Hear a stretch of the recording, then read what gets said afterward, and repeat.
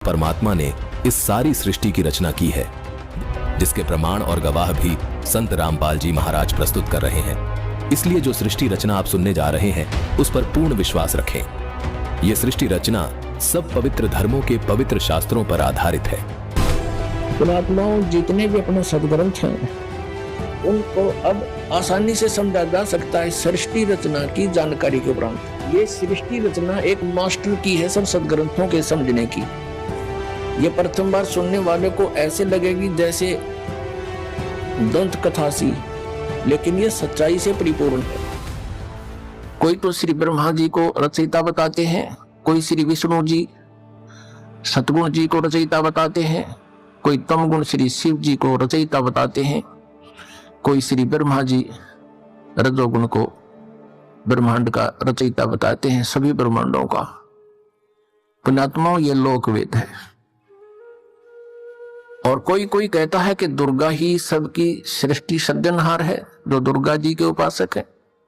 जो श्री देवी जी के उपासक हैं वो देवी जी को ही सब कुछ मानते हैं, और जो ब्रह्म के उपासक है ब्रह्म, वो ब्रह्म को ही सर्वेश्वर मानते हैं। तो पुण्यात्माओं हमने सबसे पहले ये मैप देखना होगा। अपने सदग्रंथों रूपी मैप को हम पुनः देखेंगे कि इनमें हमें क्या मार्गदर्शन हुआ है, तो तब हम संतुष्ट होंगे। अभी तक तो हम किसी से कुछ सुन रहे हैं भगवान के विषय में, किसी महापुरुष ने कुछ ज्ञान दिया है, किसी ने कुछ दिया है, और हम विद्यार्थी हैं, श्रद्धालु हैं। जो भी संत गुरु जी हमें जैसा भी भगवान के विषय में ज्ञान देता है, हम बिना किसी शंका के, बगैर किसी ऑब्जेक्शन के हम स्वीकार कर लेते हैं। तो पुण्यात्माओं आप इसके विषय में कि भगवान कौन है, सृष्टि रचना कैसे हुई, ये जानकारी हमें सर्वप्रथम होनी चाहिए, और तभी हम परमात्मा के मार्ग पर सफल हो सकेंगे। फिर हमें कोई भ्रमित नहीं कर सकेगा। तो परमेश्वर कबीर देव जी स्वयं आते हैं वो पूर्ण ब्रह्म तत्वदर्शी संत की भूमिका करने के लिए। उन्होंने 600 वर्ष पहले, क्योंकि परमेश्वर कबीर जी सन 1398 में, यानी संवत 1455 विक्रमी संवत 1455 जून यानी ज्येष्ठ की पूर्णमासी को एक शिशु रूप धारण करके कमल के फूल पर विराजमान हुए थे काशी शहर में, लहर तारा तालाब में। फिर लीला करते हुए बड़े हुए। उनको एक नीरुनिमा नाम के जुलाहा उठा ले गए थे। उसी व्यवसाय में मालिक रहने के कारण वो परमेश्वर जुलाहा धारण कहाए। उन्होंने 600 वर्ष पहले अपने सूक्ष्म वेद में लिखा है, बताया है। उसको ये दास अब अपने शब्दों में परमात्मा के ज्ञान को आप तक पहुंचाना चाहेगा। परमेश्वर ने बताया है कि सबसे पहले केवल अकेले पूर्ण परमात्मा थे, कबीर देव थे। वो अनामय लोक में रहते थे, अनामय, और परमात्मा अकेले थे। उसके बाद परमेश्वर ने अन्य 3 लोकों की और रचना की। अकय लोक से नीचे वाला अनामय लोक कहो, चाहे अनामी लोक कहो, अकय लोक कहो। अकय लोक से नीचे अगम लोक है, उससे नेक्स्ट अलख लोक है, और फिर उससे जो तीसरा स्थान नीचे सत्यलोक है, जिसको सनातन परमधाम कहते हैं। और सत्यलोक में परमात्मा सत्य पुरुष नाम से विद्यमान है। एक ही परमेश्वर ने अपने अन्य 3 रूप और बनाए। शेयर मार्केट में ऑपरेटर्स पैसा कमाना चाहते हैं, पैसा खोना नहीं। और रिटेलर्स के मुकाबले उनके पास इतना ज्यादा कैपिटल होता है कि वो किसी भी शेयर को उनके हिसाब से ऊपर या नीचे ले जा सकते हैं। इसीलिए मार्केट में ट्रेंड को फॉलो करना बेकार ही नहीं बल्कि लॉस को इन्वाइट करने जैसा है। तो करे तो क्या करे, एक काम कीजिए, जब भी बड़ा प्लेयर एंट्री, तो इस प्रकार प्रत्येक लोक में परमात्मा अलग अलग नामों से, अलग अलग स्थिति से स्वयं ही विराजमान हुए। अब सतलोक के अंदर सृष्टि रचना प्रारंभ की। पुण्यात्माओं जैसे केवल पृथ्वी लोक पर ही इस पृथ्वी ग्रह पर ही सृष्टि जो है विद्यमान है, और अन्य ये जितने ग्रह हैं, मंगल ग्रह, बुध ग्रह, ये शनि ग्रह, ये सब खाली पड़े हैं। इसी प्रकार सतलोक के अंदर परमात्मा सत्य पुरुष कबीर देव जी, जिसको परम अक्षर ब्रह्म भी कहते हैं, उन्होंने वहां सतलोक में रचना शुरू की। एक वचन से 16 द्वीप बना दिए, 16 द्वीप, और फिर एक एक वचन से एक एक पुत्र की उत्पत्ति कर दी। उन 16 पुत्रों को प्रत्येक द्वीप में रहने का आदेश दे दिया, और अपने उन 16 पुत्रों में से एक पुत्र का नाम अचिंत है। अचिंत से कहा कुछ समय के उपरांत आगे सृष्टि रचना करो। परमात्मा ये दिखाना चाहते थे उन पुत्रों को कि समर्थ के बिना कोई भी प्रयत्न करता है वो सफल नहीं होता। कहते हैं ना, जिसका काम उसी को साजे और करे तो मूर्ख बाजे।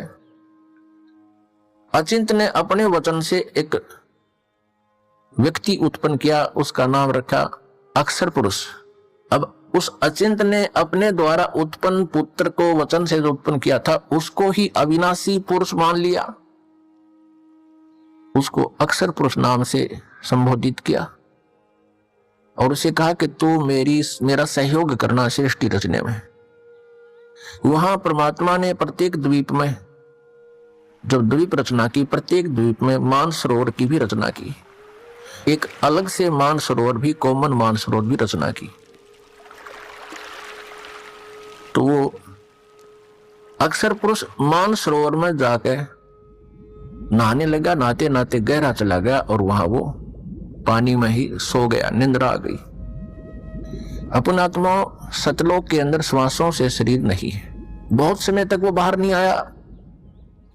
तब परमेश्वर कबीर देव जी ने उसी जल से जल लिया हाथ में, अपनी वचन शक्ति से उसको जादूगर की तरह एक अंडा बना दिया।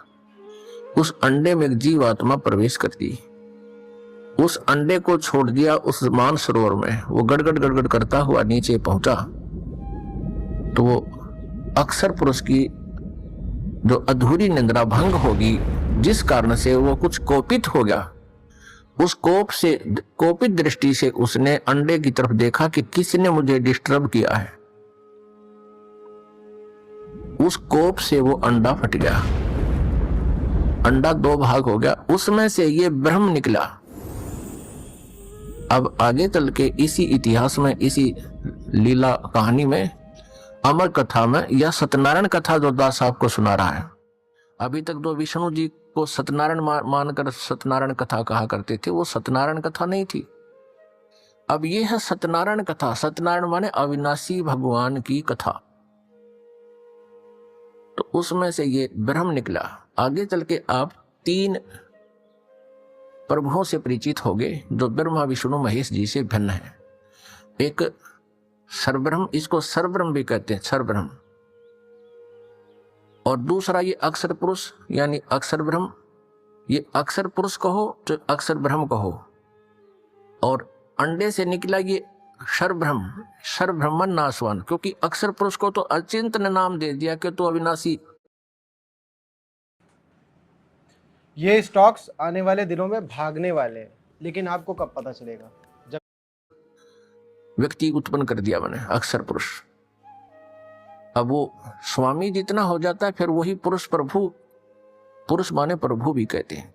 तो अक्षर पुरुष कहो या अक्षर ब्रह्म कहो, एक ही के 2 पर्यायवाची नाम है। इसी प्रकार सर पुरुष कहो, ये ब्रह्म जो अंडे से निकला ये सर पुरुष है, इसको सर ब्रह्म कहो, इसके पर्यायवाची नाम है। इसको ज्योति स्वरूपी निरंजन भी, काल भी, ये ब्रह्म ही आगे चल के काल भी कहा जाएगा। अब याद रखना, क्योंकि पुण्यात्मा जब तक आप इस इतिहास से परिचित नहीं होगे, सृष्टि रचना से, आप किसी भी सदग्रंथ को नहीं समझ सकते।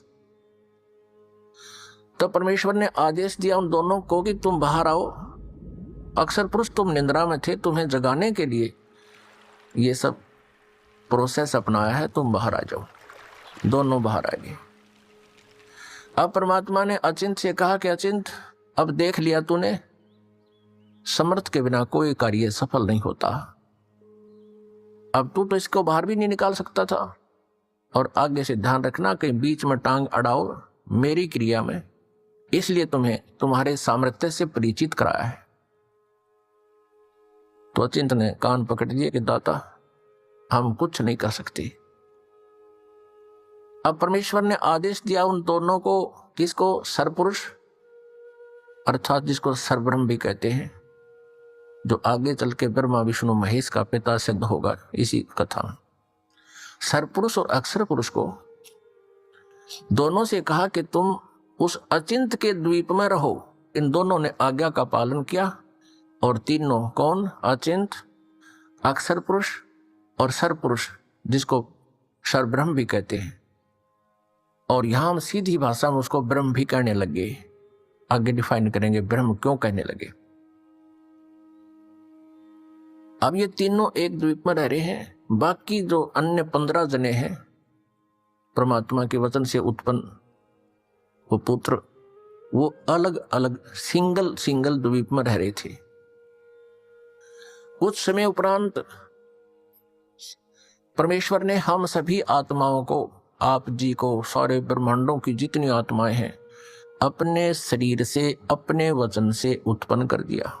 और वहां हम तेजो में शरीर में विद्यमान थे। नूरी शरीर है हमारा, यानी तेजो में शरीर है, एक तत्व से बना हुआ है। उसमें नाड़ी वो शुक्रम अकायम ऐसनाविरम, वो जैसे हमारी शुक्र से बनी हुई काया नहीं होती जो माता पिता के संयोग से बनती है, उसमें नाड़ी आदि का जुगाड़ जोड़ नहीं होता, नाड़ी तंत्र नहीं होता। इसी ऐसा ही शरीर परमात्मा का है, साकार है, मनुष्य दृश्य है, तेजो में है। लेकिन परमात्मा के शरीर का और हमारे शरीर के नूर में, सामर्थ्य में, शक्ति में और उसके नूर में, प्रकाश में अंतर है।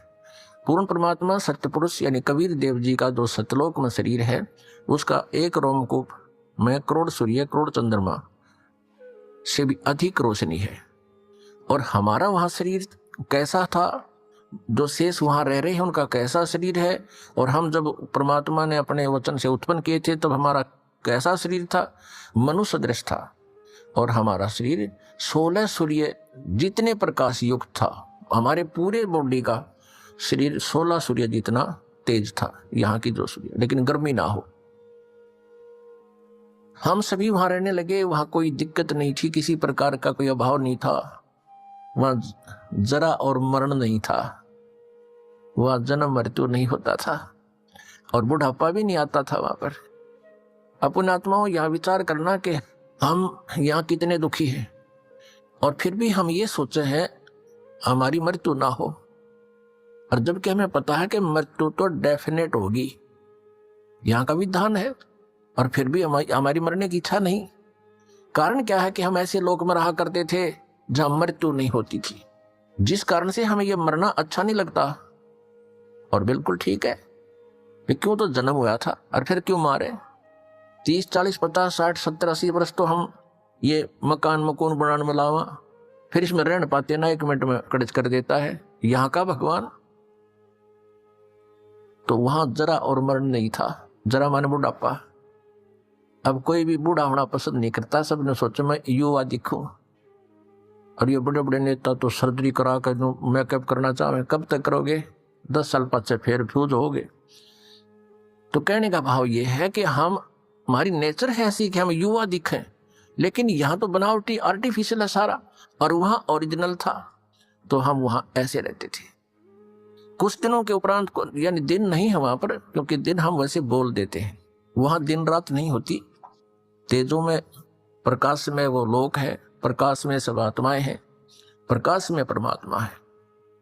वहां सूर्य उदय और अस्त नहीं होता। तो वहां कुछ समय के उपरांत इस ज्योति निरंजन, जिसको सरपुरुष कहा है, जिसको सरब्रह्म कहते हैं, जो गीता जी में अपने आप को कहता मैं काल हूं, वो ब्रह्म है, जो श्री कृष्ण जी के शरीर में प्रवेश करके बोल रहा है। आगे इतिहास बताएंगे आपको, पूरा डिटेल देंगे। इसको धैर्यपूर्वक सुनना इस कथा को, क्योंकि ये पहली बार जो सुनता है उसको ऊट पटांग सी लगती है, लेकिन कुछ समय के बाद प्रमाण जब देखोगे आपको स्वीकार करना पड़ेगा और होगी स्वीकारी। कुछ समय उपरांत इस सरपुरुष में एक खरपतवार उत्पन्न हुआ, खुरापात उत्पन्न हुआ। इसने सोचा कि हम 3 जने तो एक द्वीप में और हमारे अन्य भाई एक एक द्वीप में रह रहे हैं, तो वहां यह विधान का पता चला कि तप से राज्य प्राप्त होता है। उसने खड़ा होकर के एक पैर पर तप किया और 70 युग, यहां के 70 युग तक तप किया। तब पूर्ण परमात्मा ने, सत्य पुरुष ने, कबीर देव जी ने पूछा कि पुत्र, तू किस लिए ये तप कर रहा है, क्या इच्छा है तेरी? तब इसने कहा कि भगवान, ये द्वीप मेरे लिए छोटा है, थोड़ा है। हम 3 एक द्वीप में रह रहे हैं, अन्य भाई मेरे अलग द्वीपों में एक एक रह रहे हैं, मुझे अलग स्थान चाहिए। परमात्मा ने कहा ठीक है भाई, तुझे 21 ब्रह्मांड दे दिए। जैसे एक धनी पिता अपने पुत्र को 21 प्लाट दे दे, अगले बेटा ये तेरे हिस्से में 21 प्लाट आ गए। अब उन प्लाटों को पाकर, 21 ब्रह्मांड को पाकर, ये क्षरब्रह्म, हम संत लैंग्वेज में इसको क्षर ब्रह्म कहते हैं। क्षर ब्रह्म, क्षर अक्षर, अक्षर तो ये अक्षर ब्रह्म तो ये परब्रह्म है जो अचिंत के वचन से उत्पन्न हुआ, और क्षर ब्रह्म है ये परमात्मा के वचन से, अंडे से उत्पन्न हुआ। ये सर्वब्रह्म जो है 21 ब्रह्मांडों में, कभी उसमें जा कभी उसमें सैर सपट्टे करे, देख रहा है इनको। फिर मन में इसने सोचा कि इनमें कुछ कंस्ट्रक्शन होनी चाहिए। इस उद्देश्य से इसने फिर 70 युग तब फिर किया। तब परमेश्वर ने पूछा भी अब क्या चाहता है? प्लाट तेरे को दे दिए, 21 ब्रह्मांड दे दिए। तब इसने कहा प्रभु कुछ कंस्ट्रक्शन का, यानी कोई रचना सामग्री दो मुझे, ताकि मैं कुछ उसमें रचना बना करूं। यानी अब जैसे प्लाट दे दिए, उसके पास तो फिर भी कुछ को नहीं, पिता से मांगता है कुछ पैसे दो या ईंट सीमेंट मटेरियल अवेलेबल कराओ। तो परमेश्वर कबीर देव जी ने इस सरपुरुष को, क्षर ब्रह्म को 5 तत्व और 3 गुण दे दिए। अगले बेटा बना खिलौने रखे दिन से, इनको पाके बड़ा प्रसन्न हुआ। फिर इसने सोचा कि मैं इसमें कंस्ट्रक्शन भी कर लूंगा, तो फिर अकेला कैसे दिल लगेगा मेरा। इसने सोचा कि कुछ आत्माएं भी मैं प्राप्त करूं भगवान से। इस क्षर ब्रह्म ने, इस काल भगवान ने फिर 64 युग तप फिर प्रारंभ किया, एक पैर पे खड़ा होकर। तो उधर से हम यहां इसके जाल में कैसे फंस गए, ये एक बहुत विशेष विचारणीय समय जो है ना बात है पुण्यात्माओं, एक विशेष विचारणीय विषय है कि हम क्यों फंसे। फिर चल इसने तो ऐसा कर लिया, प्राप्त हुआ अलग से, हम इसके साथ कैसे, हम जो फंसे हुए हैं ये इसके साथ फंसे हुए हैं, इस ब्रह्म के, क्षर ब्रह्म के साथ हम यहाँ आ गए, जिस कारण से हम यहाँ दुख पा रहे हैं।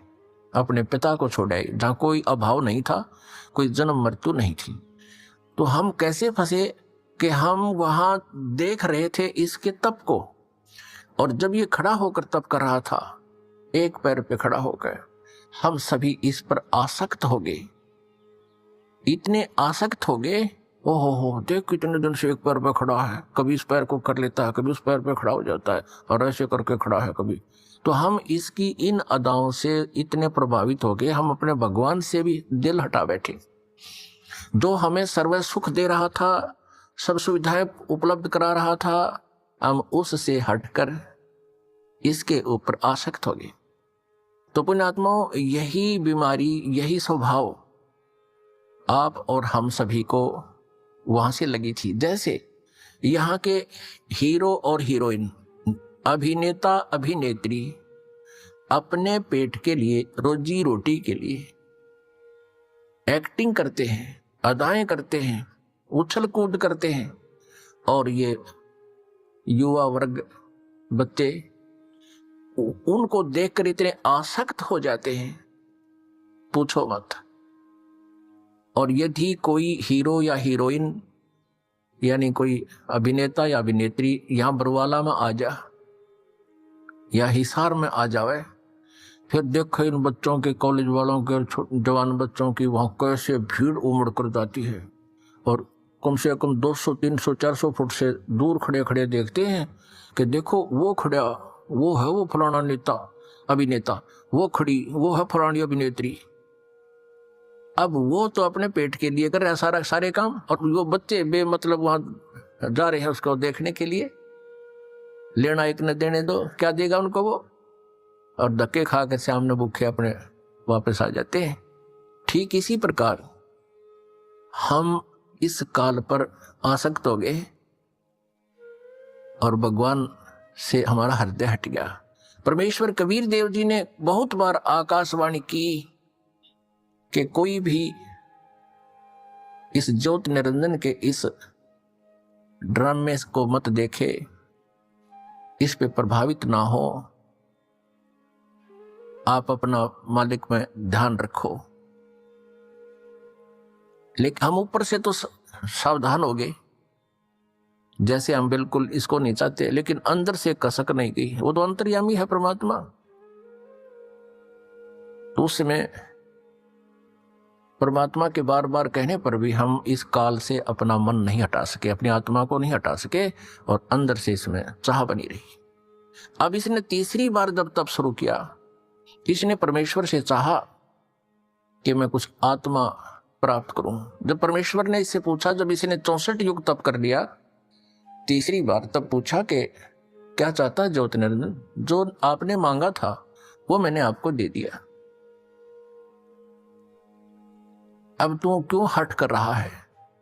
तब इसने कहा, ज्योति निरंजन ने यानी क्षर पुरुष ने कहा कि प्रभु मुझे कुछ आत्माएं दे दो, मैं अकेला वहां नहीं रह सकता, 21 ब्रह्मांडों में अकेला कैसे रहूंगा। तो परमेश्वर ने कहा कि भी देखो, तेरे तप के बदले में 64 युग जो तप किया है, इसके बदले में और राज्य दे सकता हूं, और वस्तु मांग ले वो दे सकता हूं, लेकिन ये आत्मा नहीं दे सकता, क्योंकि ये मेरी आत्मा है।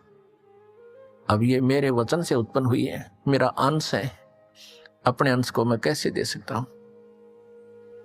लेकिन परमात्मा ने एक ऑप्शन रख दिया कि इसमें एक ऑप्शन है कि यदि वो स्वयं स्वेच्छा से कोई जाना चाहता तेरे साथ तो जा सकते हैं, लेकिन मैं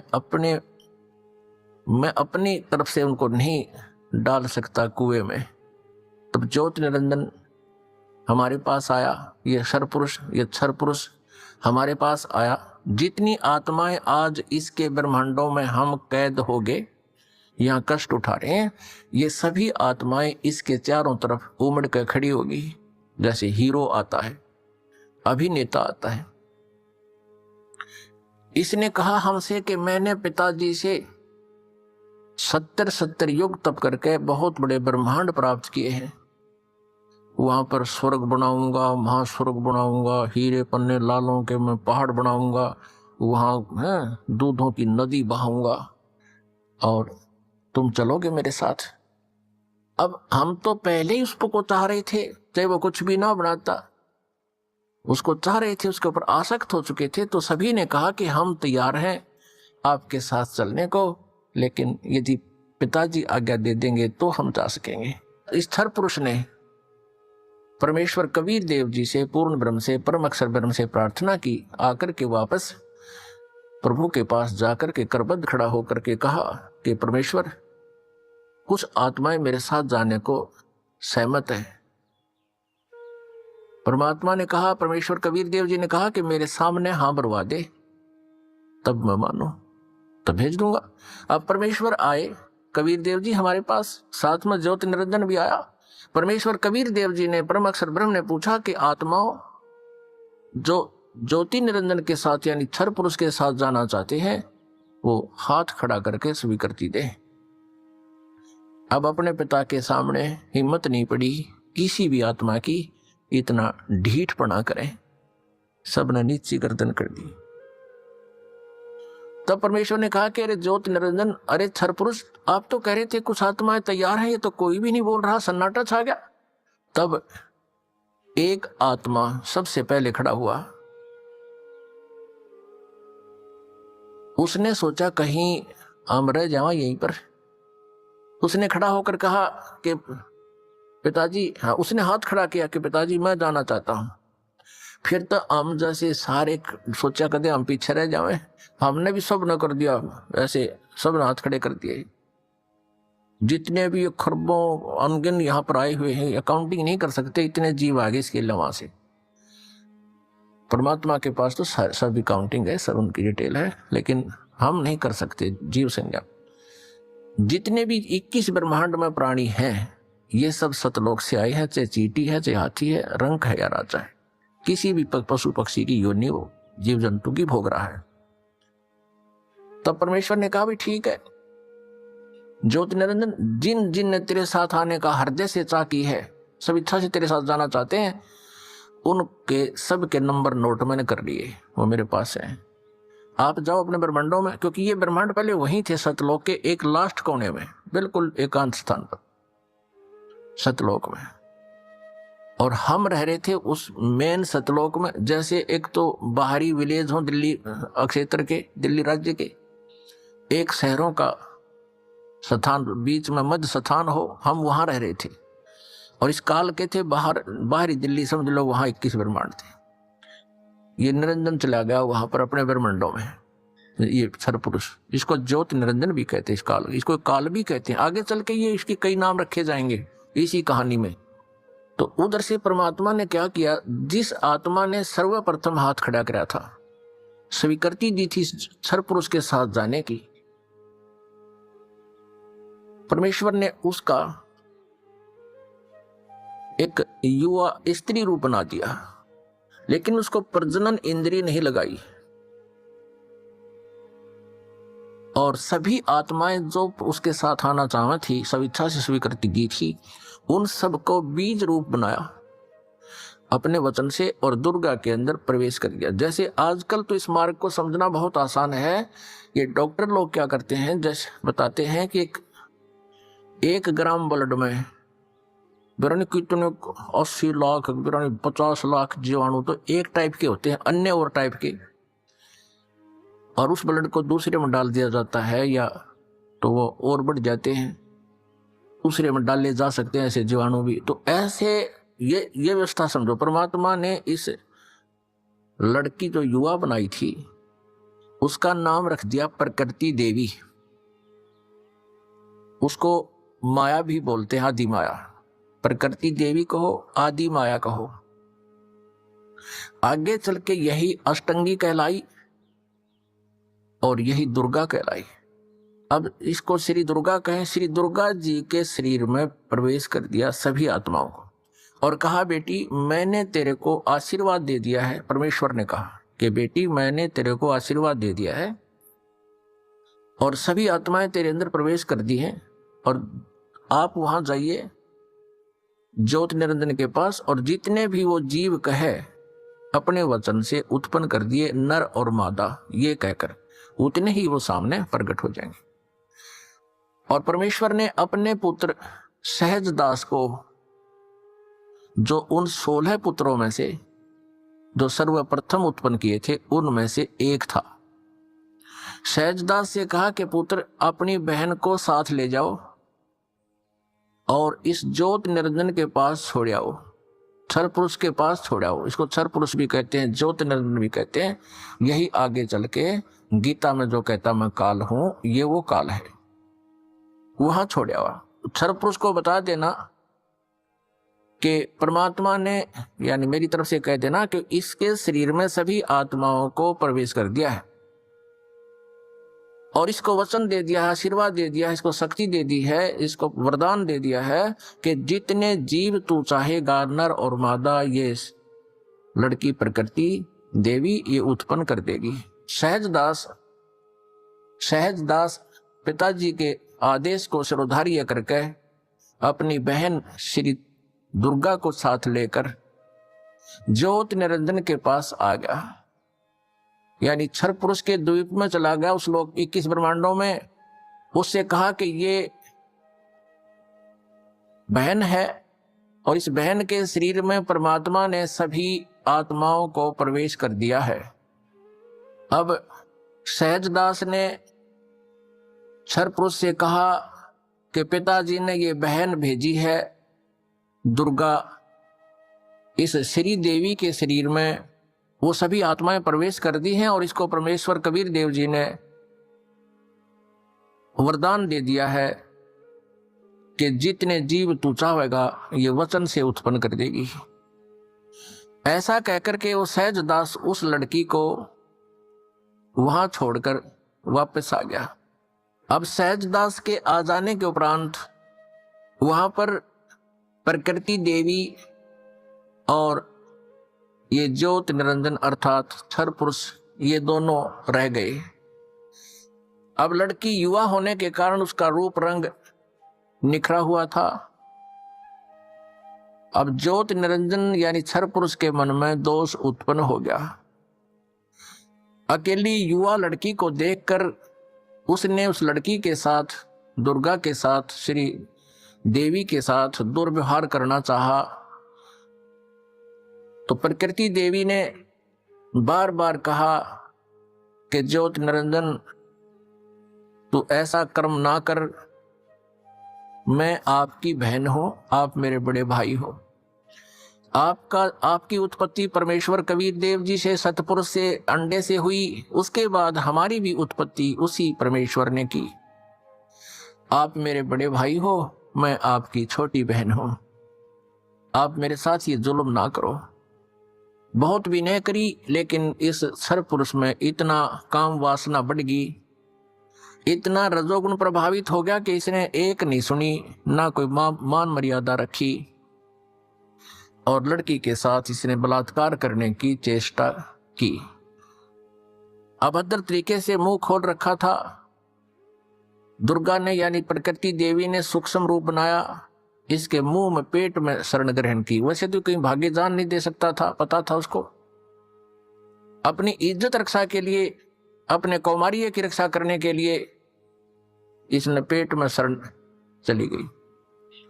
उधर से आवाज लगाई कि हे परमात्मा मेरी रक्षा करो, मुझे बचाओ, मेरे पिताजी मुझे बचाओ। परमात्मा को पता था कि इनके साथ ऐसा होगा, क्योंकि हम परमात्मा परमेश्वर जी के बार बार मना करने पर भी हम इससे अपना मन नहीं हटा सके थे। परमेश्वर ने स्वयं अपने पुत्र जोगजीत का रूप धारण किया और वहां प्रकट हो गए। लड़की को, दुर्गा को उसके पेट से निकाला, शरीर से बाहर निकाला और कहा कि ज्योत निरंजन सुन ले आदेश परम पिता का, तूने इस अच्छे लोक में ऐसा जुल्म किया है, तू पहला व्यक्ति है। तूने यह बदनीयत की है इस लड़की के ऊपर आज, और तूने इसको अपने पेट में निगल लिया है, और तेरी जो क्रिया है यह भी एक बहुत अभद्र पुरुष की है, इसलिए तेरा नाम आज से काल होगा। तो काल नाम से जाना जाएगा और 1 लाख मानव शरीरधारी प्राणियों का नित आहार किया करेगा और 1.25 लाख उत्पन्न करेगा, यानी 25% एक्स्ट्रा तो उत्पन्न किया करेगा। दर्शकों, संत रामपाल जी महाराज ने सृष्टि रचना के इस प्रसंग में प्रकृति देवी को काल ब्रह्म के पेट से निकालने का जो वृतांत सूक्ष्म वेद से सुनाया है, इसका प्रमाण संक्षिप्त शिव पुराण गीता प्रेस गोरखपुर से प्रकाशित अध्याय 6 के पृष्ठ 120 और 121 पर भी मिलता है। ब्रह्मा जी अपने पुत्र नारद को कहते हैं कि जो मूर्ति रहित परम ब्रह्म है, यानी जो कभी किसी के सामने नहीं आता, वो भगवान सदाशिव हैं। अर्वाचीन और प्राचीन विद्वान उन्हीं को ईश्वर कहते हैं। उस समय एकाकी रहकर स्वेच्छानुसार विहार करने वाले उन सदाशिव ने अपने विग्रह से स्वयं ही एक स्वरूपभूता शक्ति की सृष्टि की, यानी उस सदाशिव के पेट से एक शक्ति निकली जो उनके श्रीअंग से कभी अलग होने वाली नहीं थी। उस पराशक्ति को प्रधान, गुणवती, माया, बुद्धि तत्व की जननी तथा विकार रहित बताया गया है। वह शक्ति अंबिका कही गई है। उसी को प्रकृति, सर्वेश्वरी, त्रिदेव जननी यानी ब्रह्मा विष्णु महेश की माता भी कहते हैं, नित्या और मूल कारण भी कहते हैं। सदाशिव द्वारा प्रकट की गई उस शक्ति की 8 भुजाएं हैं। दर्शकों, ये अष्टांगी अर्थात दुर्गा देवी है। और सदाशिव कौन है? ये देखिए पृष्ठ 121 पर। जो सदाशिव हैं वो अपने सारे अंगों पर भस्म रमाए रहते हैं। उन काल रूपी ब्रह्म ने, दर्शकों इस पर गौर कीजिए, ये काल रूपी ब्रह्म वही है जिसके पेट से परमात्मा ने प्रकृति देवी को निकाला था। इस काल रूपी ब्रह्म ने एक ही समय शक्ति के साथ शिवलोक नामक क्षेत्र का निर्माण किया था। यहां स्पष्ट है कि सदाशिव ही काल रूपी ब्रह्म है, जिसके पेट से प्रकृति देवी निकली। दर्शकों, इसी शिव पुराण के पृष्ठ 122 और 123 पर इसी काल रूपी ब्रह्म और प्रकृति देवी से तीनों देवताओं के पैदा होने का प्रमाण मिलता है।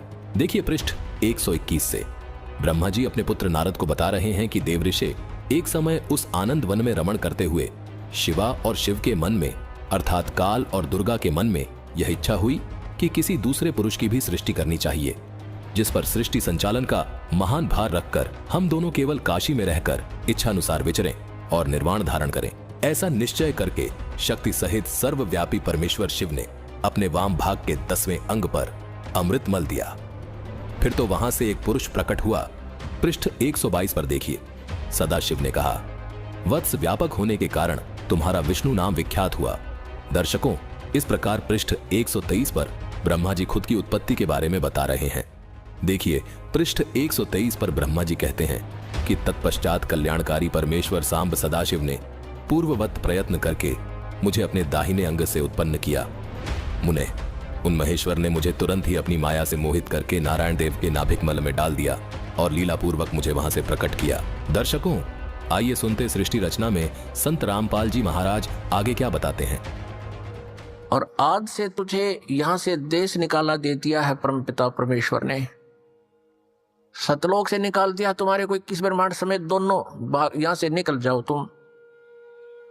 इतना ही कहा था, उसी समय ये 21 ब्रह्मांड वहां से ऐसे चल पड़े जैसे विमान स्पीड पकड़ लेता है। और इस प्रकृति देवी से, दुर्गा से परमात्मा ने कहा कि बेटी तुमने अपने पैर पे आप कवाड़ा मारा है, अब तुम सब इच्छा से इसके साथ जा रहे हो और पिताजी के दिल से तुम उतर गई, क्योंकि वहां परमात्मा अपना रूप बदले हुए खड़े थे। अब तुम यहां नहीं रह सकते। 21 ब्रह्मांड सतलोक से चले और सतलोक से बाहरी अक्षेत्र से सीमा से 16 शंख कोश, जैसे अरब खरब है, नील पद्म 10 पद्म, फिर शंख 10 शंख, ऐसे 16 शंख कोश। एक कोश लगभग 3 किलोमीटर का होता है, 48 शंख किलोमीटर समझो। ये 21 ब्रह्मांड आगे। दर्शकों, आज तक भक्त समाज को अधूरा ज्ञान होने के कारण सृष्टि रचना की जानकारी सुनते समय अनेकों शंकाएं उत्पन्न होना स्वाभाविक है। यहां आपको एक शंका यह भी हो सकती है कि संत रामपाल जी महाराज बताते हैं कि सतलोक में कोई विकार नहीं है, तो फिर अक्षर पुरुष को क्रोध क्यों आया? हम सब आत्माएं काल निरंजन अर्थात अक्षर पुरुष पर मोहित क्यों हो गई? अक्षर पुरुष ने प्रकृति देवी के रूप पर मोहित होकर दुष्कर्म क्यों करना चाहा? ये सब विकार क्यों उत्पन्न हुए? दर्शकों, आपको बता दें कि सतपुरुष ने परीक्षा लेने के लिए व सबक सिखाने के लिए यह लीला की थी। परीक्षा में जो फेल हो गए उनको सतलोक से निकाल दिया। इसलिए अब सतलोक में निर्विकार परमात्मा के साथ निर्विकार आत्माएं रहती हैं। जैसे दूध से प्रथम मक्खन बनता है, फिर उसको गर्म किया जाता है। इस दौरान जो मैल निकलता है उसको अलग कर दिया जाता है। उसके बाद सिर्फ शुद्ध घी रह जाता है। यदि उस मैल को न निकाला जाए तो उस शुद्ध घी को भी खराब कर देता है। ठीक इसी प्रकार इस प्रक्रिया को समझें। अब ज्योत निरंजन ने सोचा कि जो मेरे साथ होना था वो तो हो चुका है और मैं यहाँ का फुल फ्लेज हो गया, इंडिपेंडेंट हूं, अब अपनी मर्जी चलाऊंगा। इसने फिर से उस दुर्गा के साथ दुर्व्यवहार शुरू किया, श्री देवी के साथ। श्री देवी ने, दुर्गा ने फिर कहा कि ज्योत निरंजन यानी क्षर पुरुष, तू आंख खोल ले। देखो, परमात्मा ने मुझे शक्ति दी है, वर्ड पावर दी है, शब्द शक्ति दी है। मैं वचन से जितने जीव तू कहेगा मैं उत्पन्न कर दूंगी तेरे यहां संसार के लिए। तू ये मैथुन सृष्टि प्रारंभ मत कर। लेकिन ये नहीं माना। दुर्गा ने फिर याचना की कि देख, पहले तो तू मेरा बड़ा भाई, मैं तेरी छोटी बहन, और दूसरे मैं तेरे पेट से निकलकर तेरे शरीर से बाहर आई हूं, मैं तेरी पुत्री होगी। तू किसी नाते की तो लाज रख ले। लेकिन इस ज्योत निरंजन क्षर पुरुष ने उसकी एक नहीं सुनी। तो उसमें परमात्मा ने इस लड़की को प्रजनन इंद्रिय नहीं लगाई थी। अपने आत्माओं, जैसे आप सुनते रहे हो, जैसे ब्राह्मण लोग बच्चों का विवाह कराते हैं, जब उनके फेरे कराते हैं, हमने खूब सुना करते हम वो क्या कहा करते, सटाट यहां से करा करते, काश्यप गोत्रा काश्यप गोत्री। तो हमारे कोई बुद्धि में नहीं आया करते, हमने सोचा इनका कोई सेंटेंस श्लोक होगा, ऐसे बोलते ही। तो यहां परमात्मा से परिचित आदरणीय गरीबदास साहिब जी गांव छुड़ानी जिला झज्जर वाले ने परमात्मा से प्राप्त ज्ञान के आधार से कहा कि काश्यप गोत्रा और काश्यप गोत्री पंडित शाखा लाया, और कोई तत्वेता ज्ञानी जाने वो बाण बहन ब्याह घर लाया। अब एक ही गोत्र की शुरू में ही बोलता है ब्राह्मण, फेरे कराने वाला काश्यप गोत्रा काश्यप गोत्री, तो दोनों बाण भाई तो शुरू में बढ़ा दिए उसने। तो यहां गरीबदास जी कहते हैं काश्यप गोत्रा काश्यप गोत्री पंडित शाखा लाया, यानी उस पंडित ने ये वचन बोला, और कोई तत्वेता ज्ञानी जाने बहन ब्याह घर लाया। एक समय ये दास एक किसी प्लाट के सिलसिले में किसी के साथ कोर्ट में गया हुआ था, कचहरी, इसमें तहसील में, पहले की बात है जब सर्विस करता था।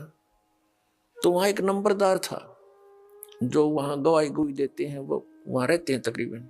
तो वहां कोई बात चल रही थी उनकी किसी पॉइंट पे, वहां कोई केस था, किसी लड़की ने अपने ही किसी गोत्र के लड़के से कोई विवाह करने की चेष्टा की थी, तो वहां जिक्र चल रहा था। तो वो नंबरदार कह रहा था कि भाई मेरे 3 ब्याह हो लिए, तीसरा ब्याह ही है। पहले वाली से एक बच्चा हुआ था, उसकी मृत्यु होगी, फिर दूसरा विवाह करा हुआ भी ऐसे किसी कारण से नहीं साथ रह पाई, उसकी भी मृत्यु होगी, और तीसरा ही करवाया है 10 वर्ष तक। तो तीनों बार पंडित ने अंबाण भाई तो शुरुआत बना दिए थे, काश्यप गोत्रा काश्यप गोत्री, आप ना याद होता आप भी दान कर लियो, ऐसा वो कह रहा था। तो फिर तो सबके याद आवे, वो बोले वचन, और पंडित जी भी वहीं खड़ा था एक। तो उससे पूछ रहे थे, वे पंडित जी न्यू क्यों कहते हो तुम? वो बोला हमने नहीं पता, हमारे सारे कहते हैं, हम भी ऐसे कहते हैं। तो यहां परमात्मा ने बताया है, गरीबदास साहिब जी ने कहा है कि काश्यप गोत्रा काश्यप गोत्री पंडित शाखा लाया, कोई तत्वेता ज्ञान नहीं जाने बाण ब्याह घर लाया। तो ये वहां से बिजली गिरी है। या दुर्गा ने कहा कि ज्योति निरंजन जुल्म ना करे, पहले तो मैं तेरी बड़ी बहन, अब मैं तेरे पेट से बाहर आएगी निकल के तेरी बेटी होगी, तो कोई से नाते की तो लज्जा रख ले, वह तुझे यहाँ जीव चाहिए मैं उत्पन्न कर दूंगी। लेकिन इसने एक नहीं सुनी, युवा लड़की के ऊपर आसक्त हुआ, फिर वो नीचे आगे। तब इस काल ने ज्योति निरंजन अपने नाखूनों से अभद्र तरीके से और आध्यात्मिक शक्ति से लड़की को प्रजनन इंद्री लगाई। दर्शकों, अब आपको यह शंका हो सकती है कि बाद में प्रजनन इंद्री कैसे लग सकती है। आपकी इस शंका के समाधान के लिए आपको एक इंटरव्यू दिखाते हैं। दर्शकों, अभी आपको एक ऐसा अनुभव सुनाते हैं जो दुनिया में आपको कहीं और बड़ी मुश्किल से सुनने को मिले, क्योंकि ये आपबीती एक ऐसे पिता की है जिसकी इकलौती संतान ने किन्नर के रूप में जन्म लिया। अपने बच्चे के भविष्य को लेकर और उसकी जिंदगी में आने वाली अपार पीड़ाओं का आभास इस पिता को अंदर से झकझोर रहा था। लेकिन कहते हैं कि असंभव को संभव कर दे, उसे ही तो भगवान कहते हैं, उसे ही सर्वशक्तिमान कहते हैं। और इनके भगवान थे संत रामपाल जी महाराज, जिन्होंने एक किन्नर बच्ची को साधारण स्वस्थ करके समाज में सम्मान से जीने का अधिकार दिया। सुनिए इनकी आप बीती। नमस्कार सर। नमस्कार सर। क्या नाम है जी आपका? बैजनाथ दास। कहाँ से आए हैं आप? हम एमपी के रहने वाले हैं, जिला श्योपुर, तहसील विजयपुर, ग्राम उपचा। सर, संत रामपाल जी महाराज से आपने नाम दीक्षा कब ली? 21/9/2018 को। सर, संत रामपाल जी महाराज की शरण में आने से पहले आप क्या भक्ति साधनाएं करते थे? ब्रह्मा विष्णु महेश हनुमान जी सभी की करते थे, देवी देवताओं की, जैसे भैरव है, दांगी, अपने वहाँ और भी देवताएं, उन सभी की भक्ति करते थे हम। सर, जो आप देवी देवताओं की भक्ति करते थे, इन सब से क्या आपको कोई लाभ भी मिले? नहीं सर, कोई लाभ प्राप्त नहीं हुआ हमें। हम भक्ति करते थे तो जैसे पहले से भक्ति करते आए तो हम भी करते रहे ऐसे ही, हमें कोई लाभ प्राप्त नहीं हुआ। तो सर, जैसा कि आपने बताया कि आपको भी 5 ही दिन हुए हैं संत रामपाल जी महाराज से जुड़े हुए, तो क्या आपको संत रामपाल जी महाराज से जुड़ने के बाद कोई अनुभव भी हुआ है? 21/9/2018 को हमने नाम दान लिया था परमात्मा संत रामपाल जी महाराज से, और हमारे साथ में एक हमारी भाई की छोटी बच्ची है, उसके साथ में चमत्कार हुआ था। उसके जब हमने प्रण कर लिया था कि हम परमात्मा संत रामपाल जी महाराज से नामदान लेंगे। बच्ची हमारी जी आंगन में खेल रही थी, तो हमारी दादी और मम्मी की नज़र बच्ची पे पड़ी। जब कपड़े नहीं पहन रही थी बच्ची, तो उनको पता चला कि इस बच्ची में तो कमी है, और हमें आज तक बिल्कुल पता भी नहीं चला कि हमारी बच्ची ऐसी है। आपकी जो दादी थी और बच्ची की जो मम्मी थी, उन्होंने बच्ची को देखा, तो ऐसी क्या कमी दिखी बच्ची में कि उन्हें पता चला कि बच्ची में कमी है? हाँ सर, उस बच्ची के गुप्तांग नहीं थे, जो उसे हम जननांग बोलते हैं, वो नहीं थे। केवल जो पेशाब की रास्ता होती है वो रास्ता थी मात्र, और सब पे बिल्कुल जैसे पट्टी जैसी थी बिल्कुल। और हमने दूसरे दिन ही उस बच्ची को दिखाने डॉक्टर को ले गए हम, तो डॉक्टर से परामर्श किया, तो डॉक्टर बोले कि अभी बच्ची छोटी है, तो बच्ची को 7 साल की होने दो। 7 साल बाद जैसे हम अल्ट्रासाउंड लेके तो यह पता चलेगा कि बच्ची का ऑपरेशन हो भी सकता है या नहीं। तो जैसे बच्ची इतना हमें जानकारी मिली, तो हम घर पे वापस आए। तो घर पे वापस आकर के सभी घर वाले हम परेशान हुए कि इस बच्ची के क्या हुआ, कैसे क्या, माने बहुत दुखी हुए सभी। तो हमारे मम्मी पापा, दादा दादी और चाची तो परमात्मा संत रामपाल जी महाराज से 2013-14 से जुड़े हुए थे। तो मम्मी ने परमात्मा से अरदास लगाई कि हे परमात्मा संत रामपाल जी महाराज, हम तुमसे जुड़े हुए हैं, तो हमसे माने जैसे जगत के लोग पहले से भी कहते हैं, और अब क्या कहेंगे कि आप कैसे गुरु से जुड़े हो और आपके घर में ये क्या हो रहा है। तो बहुत दुखी हो रही थी मम्मी। तो उन्होंने परमात्मा से कहा, संत रामपाल जी महाराज से, कि हे प्रभु आप ही जाने, इस बच्ची को आप ही ठीक कर सकते हैं, अन्यथा कोई कर नहीं सकता है। तो बहुत दुखी होकर रोके मम्मी ने बोला, तो परमात्मा ने जैसे 20 दिन नहीं हुए तो ऐसा चमत्कार कर दिखलाया कि मम्मी और जो बहू है हमारी, तो बच्ची को गोद में लेकर के दूध पिला रही थी। तो उस समय ऐसी आवाज़ आई जैसे कपड़ा फाड़ते हैं हम, जैसी आवाज़ आई तो मम्मी ने बोला कि ये आवाज़ किसकी आई है। तो बोला कि जैसे कि मम्मी गैस पास हुई होगी। तो ऐसा ध्यान नहीं दिया। फिर बाद में मम्मी ने देखा बच्ची को, तो बच्ची को देखा तो बिल्कुल बच्ची बिल्कुल सही जैसी की तैसी, और नॉर्मल बच्चियां होती हैं वैसे परमात्मा ने बिल्कुल बच्ची को वैसे ही बना दिया। बिल्कुल चमत्कार ऐसा दिखाया परमात्मा से, हम सभी घर वाले ऐसे चकित रह गए कि सिवाय परमात्मा संत रामपाल जी महाराज के अलावा ऐसा कोई चमत्कार कर ही नहीं सकता। तो बिल्कुल हमें इतनी खुशी हुई, परमात्मा की ऐसी रजा हुई। तो मैं संत रामपाल जी महाराज से पहले नाम दीक्षा नहीं लेना चाहता था, और न मेरा भाई लेना चाहता था। तो जैसे हमारी बच्ची के गुप्तांग नहीं थे, तो गुप्तांग जैसे परमात्मा ने जो चमत्कार किया, गुप्तांग जैसे कि तैसे नॉर्मल बच्ची की तरह जो गुप्तांग लगा दिए परमात्मा ने, तो वो चमत्कार देख के हमने भी प्रण कर लिया था कि हम भी परमात्मा संत रामपाल जी महाराज से नामोपदेश लेंगे। और वो बच्ची भी मेरे साथ है, मैं उस बच्ची को भी आपको दिखाना चाहता हूँ। ये वो बच्ची है जो मैं आपके सामने दिखा रहा हूँ। और इस बच्ची के पहले गुप्तांग नहीं थे, और संत रामपाल जी महाराज से जब मम्मी ने हमारे जो अर्जी लगाई थी परमात्मा से, तो इस बच्ची के बिल्कुल गुप्तांग जैसे नॉर्मल बच्चियों के होते हैं वैसे बिल्कुल गुप्तांग अब परमात्मा ने लगा दिए। तो सर आपके कहने का मतलब है कि आपकी जो बच्ची है वह किन्नर पैदा हुई थी, और संत रामपाल जी महाराज से प्रार्थना लगाने के बाद आपकी एक बच्ची किन्नर से नॉर्मल हो गई। तो ये एक अपने आप में बहुत बड़ा चमत्कार है। तो जो समाज आज आपको देख रहा है, आप उन्हें क्या संदेश देना चाहेंगे, जबकि आपको संत रामपाल जी महाराज से नाम दीक्षा लिए हुए सिर्फ 5 ही दिन हुए हैं? हाँ सर, 5 दिन हुए मेरे को नाम दीक्षा लिए हुए, लेकिन मैं इस जगत और भक्तों से मैं ये कहना चाहता हूँ कि संत रामपाल जी महाराज आए हुए हैं, वो परमात्मा हैं, और उनसे सभी नाम दीक्षा लें और नाम दीक्षा लेकर के अपना कल्याण करवाएं। दर्शकों, जिस लोक में हम रह रहे हैं, ये लोक काल ब्रह्म का लोक है, और इस लोक की व्यवस्था साइंस की तकनीक से सुचारू रूप से की जा रही है, जिसके माध्यम से किसी के अंग को लगाने और हटाने के लिए चीर फाड़ करने की आवश्यकता पड़ती है।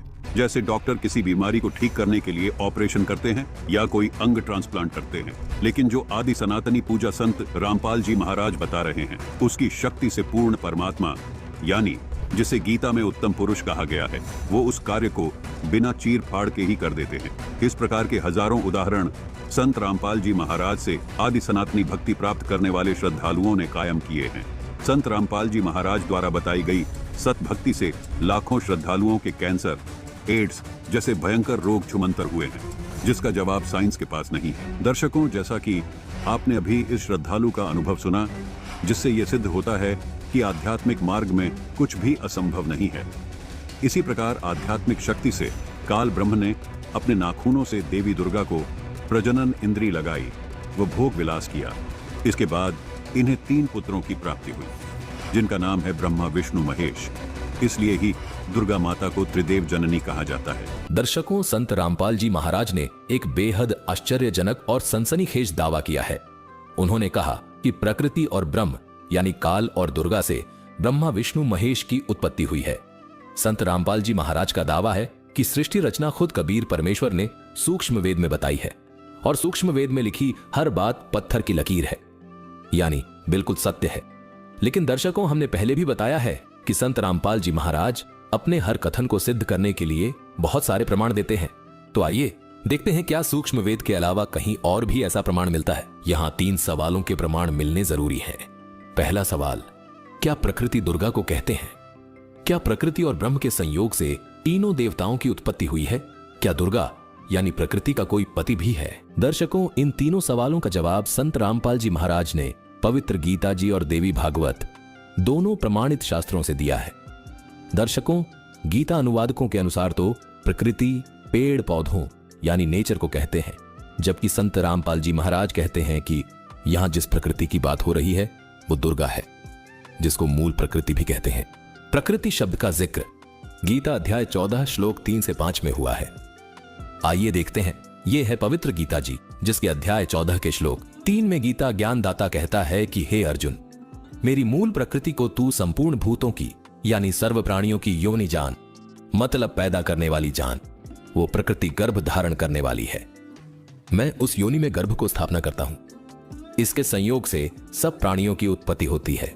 फिर गीता अध्याय 14 श्लोक 4 में यह ब्रह्म कहता है कि हे अर्जुन, सब योनियों में जितनी मूर्तियां अर्थात शरीरधारी प्राणी उत्पन्न होते हैं, मूल प्रकृति तो उन सब की गर्भ धारण करने वाली माता है और मैं बीज को स्थापना करने वाला पिता हूं।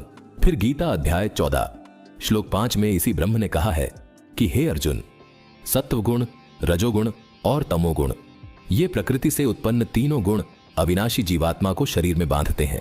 यहां गीता ज्ञानदाता, जिसको संत रामपाल जी महाराज ने ब्रह्म बताया है, जो ब्रह्मा, विष्णु, महेश के पिता हैं, ये श्री कृष्ण में प्रवेश करके कहते हैं कि हे अर्जुन, इस मूल प्रकृति से सब प्राणियों की उत्पत्ति होती है और उस मूल प्रकृति के गर्भ में मैं बीज स्थापित करता हूं तथा तीनों गुण यानी रजगुण ब्रह्मा, सतगुण विष्णु तथा तमोगुण शिव इसी मूल प्रकृति से पैदा हुए हैं और इस संसार में ये तीनों ही सबको बांधे हुए हैं।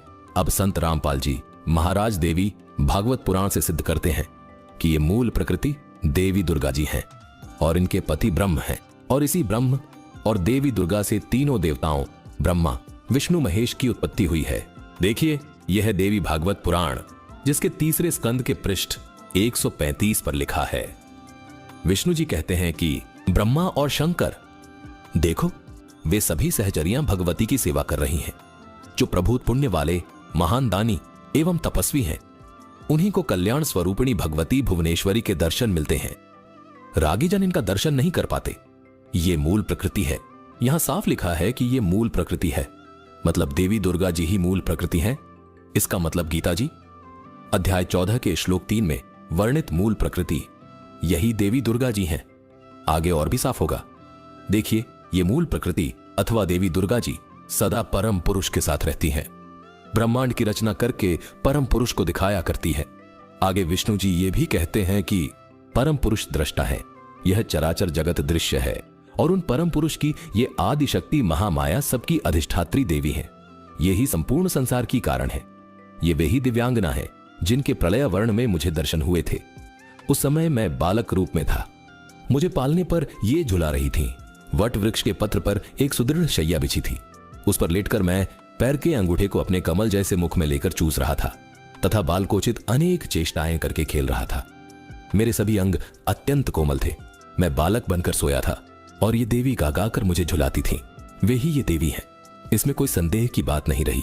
इन्हें देखकर मुझे पहले की बात याद आ गई। ये हम सबकी जननी है।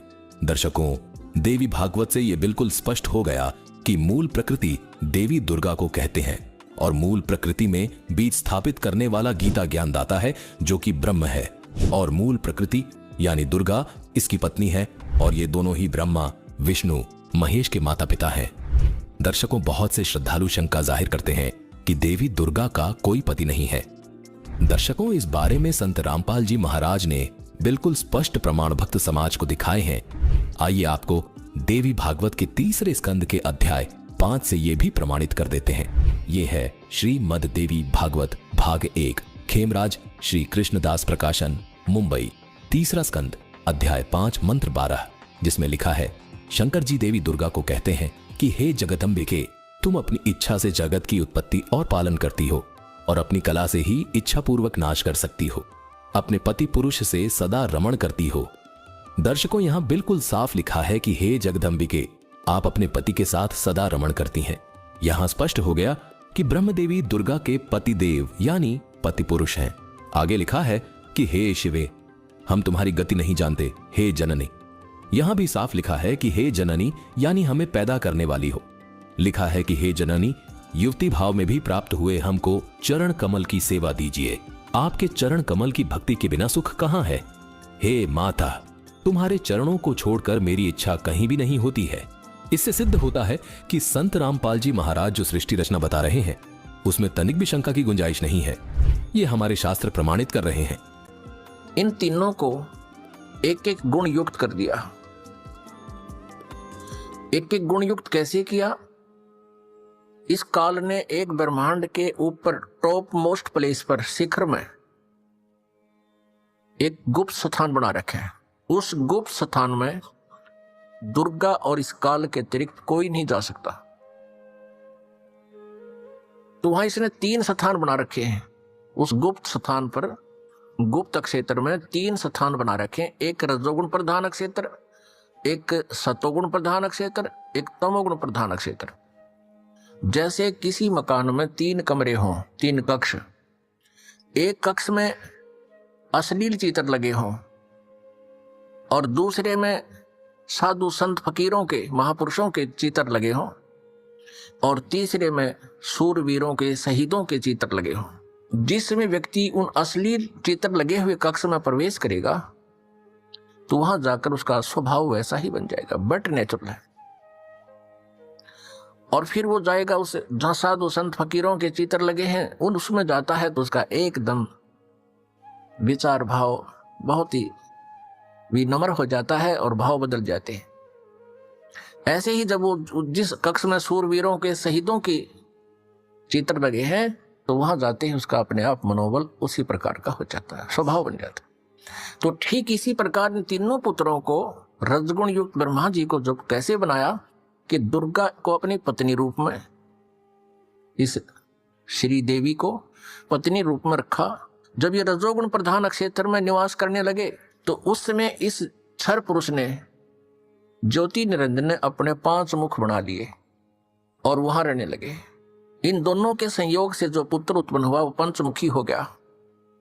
और जब तक वो रजोगुण प्रधान क्षेत्र में रहे इन दोनों का मनोभाव ऐसा ही बना रहा, जिस कारण से वो सभी गुण ब्रह्मा जी में प्रवेश कर गए। और फिर बचपन से ही ब्रह्मा जी को इन्होंने कोमा में कर दिया, परवरिश जारी रखी। जैसे देखा है, एक बता रहा था कि 10 वर्ष से एक लड़का कोमा में है, एक व्यक्ति का कोमा में, एक पाइप के द्वारा उसमें आहार पेट में भेज देते हैं। तो ऐसे रखते हैं, ये कोमा में रखते हैं, युवा होने पर इनको सचेत कर देते हैं। अब दूसरे क्षेत्र जो सतोगुण प्रधान क्षेत्र है उसमें ये काल विष्णु रूप बना लेता है, ये क्षर पुरुष, और अपनी पत्नी दुर्गा को वहां रखता है महालक्ष्मी रूप बना के। इन दोनों के संयोग से सतोगुण प्रधान क्षेत्र में जो पुत्र उत्पन्न होता है वो वैसा ही सतोगुण युक्त हो जाता है। और फिर विष्णु जी को भी ऐसे ही ये कोमा में रखते हैं, युवा होने पर इसको भी सचेत कर देते हैं। फिर ये तीसरे तमोगुण प्रधान क्षेत्र में चले जाते हैं। कौन? ये क्षर पुरुष और दुर्गा। अब श्री देवी का वहां रूप पार्वती जैसा बना लेते हैं और स्वयं ये शिव रूप बना लेता है। जैसे शिव जी का आप रूप देखते हो ऐसा ही तो शिव रूप बना लेता है। और उस तमोगुण प्रधान क्षेत्र में रहते हैं, वहां इनके संयोग से जो पुत्र उत्पन्न होता है वो ऑटोमेटिकली तमगुण युक्त हो जाता है और जब वो पुत्र बड़ा होता है उससे पहले उसको कोमा में रखते हैं, उसी तरह युवा होने पर उनको सचेत कर देते हैं। जब ये युवा हो जाते हैं तीनों को इकट्ठा कर देते हैं।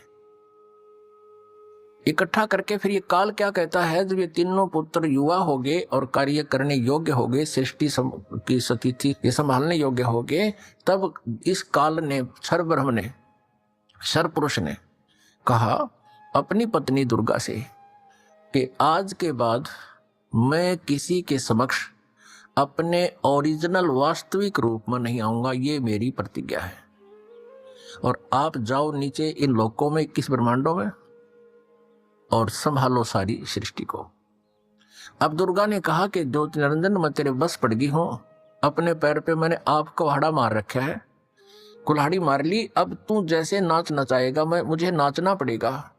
एक बात बता, मैं स्त्री अकेली कैसे इतने लंबे चौड़े ब्रह्मांड को चलाऊंगी, आप मेरे साथ रहोगे तुम।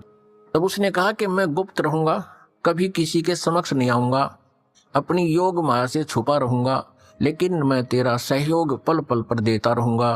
तू तो केवल निमित्त मात्र होगी, जो भी कुछ करूंगा मैं अपना आप करूंगा, मेरे कर्म अलौकिक होंगे। इतना कहकर दुर्गा को इन तीनों पुत्रों के पास भेज दिया। दुर्गा ने इन तीनों को सचेत किया, एक स्थान पर इकट्ठा कर दिया प्रेरणा कर करके। तब इनसे कहा कि तुम तीनों कार्य करो अपना अपना, ब्रह्मा सृष्टि उत्पत्ति और विष्णु सतिथि और शिव संहार करो। तभी इन्होंने कहा कि माता कहीं स्थान तो है ही नहीं, सब जल ही जल है, हम कहाँ रहेंगे। इनको वहां समुद्र के अंदर अक्षीर समुद्र में रखा हुआ था। तब दुर्गा ने कहा कि तुम चलो तीनों विमान में बैठो। इनको बहुत कुछ दिखाया, ऊपर के लोक लाख दिखाए सारे। फिर इन तीनों को की 3 राजधानियां बना रखी हैं, एक शिवपुरी, एक विष्णुपुरी और एक ब्रह्मापुरी। शिवलोक कहो से शिवपुरी कहो, ब्रह्मापुरी को से ब्रह्मालोक कहो, और विष्णुपुरी को से विष्णुलोक कहो। इनको तीनों को एक एक लोक में भेज दिया, अपनी नारी स्थान दे दिए। दर्शकों, अब आपको शंका हो सकती है कि वेद यदि समुद्र से बाहर आए हैं तो वेद किसी कागज पर या किसी अन्य धातु पर लिखे होंगे। यदि वो समुद्र में थे तो गले क्यों नहीं? वेद कैसे सुरक्षित रहे? दर्शकों, आपको बता दें कि परमात्मा जो चाहे वो कर सकता है। जैसे भक्त प्रहलाद अग्नि में बैठकर भी नहीं जला, वही अग्नि सभी को जला देती है। मीराबाई को जबरदस्ती जहर पिलाया गया, लेकिन वो नहीं मरी। यदि वही जहर किसी अन्य व्यक्ति को पिलाया जाता तो वो तुरंत मृत्यु को प्राप्त हो जाता। ऐसे बहुत से प्रमाण हैं। दर्शकों, इसे ही आध्यात्मिक मार्ग कहते हैं। आध्यात्मिक मार्ग में कुछ भी असंभव नहीं होता। विज्ञान से मानव केवल भगवान की बनाई वस्तुओं पर रिसर्च कर सकता है। अब बात करते हैं कि वेद कैसे सुरक्षित रहे। दर्शकों, वास्तव में वेद एक ही था। बाद में, यानी आज से लगभग 5600 वर्ष पहले, इस कलयुग की शुरुआत में और द्वापर के अंत में वेद व्यास जी ने इनको 4 भागों में विभाजित कर दिया, जो आज हमारे पास विद्यमान है। इसलिए ही वेद को 4 वेद कहा जाता है।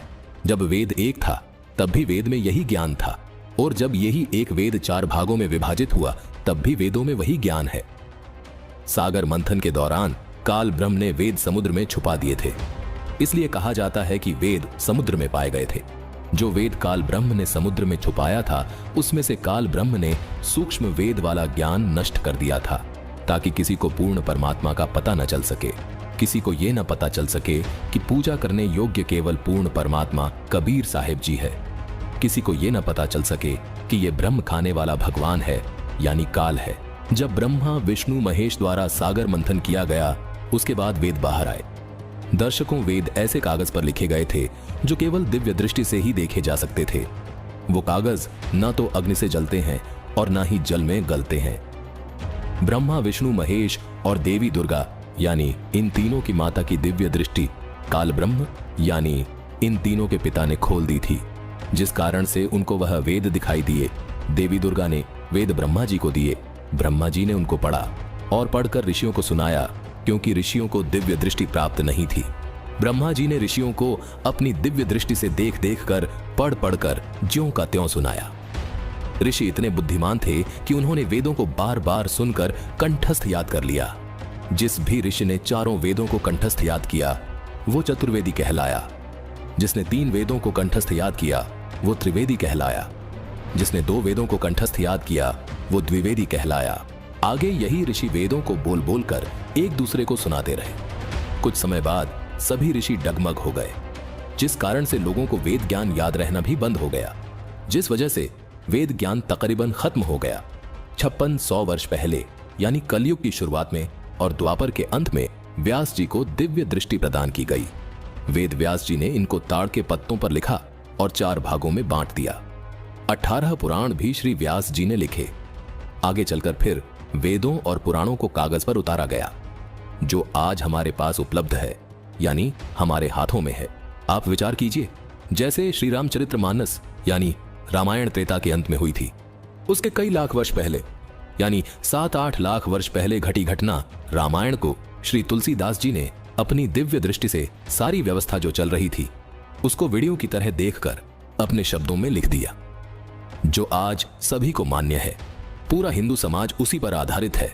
तुलसीदास जी द्वारा अपनी दिव्य दृष्टि से देखी गई उस वीडियो को यानी तुलसीदास जी द्वारा लिखित श्री रामचरितमानस को सर्व हिंदू समाज प्रमाणित मानता है।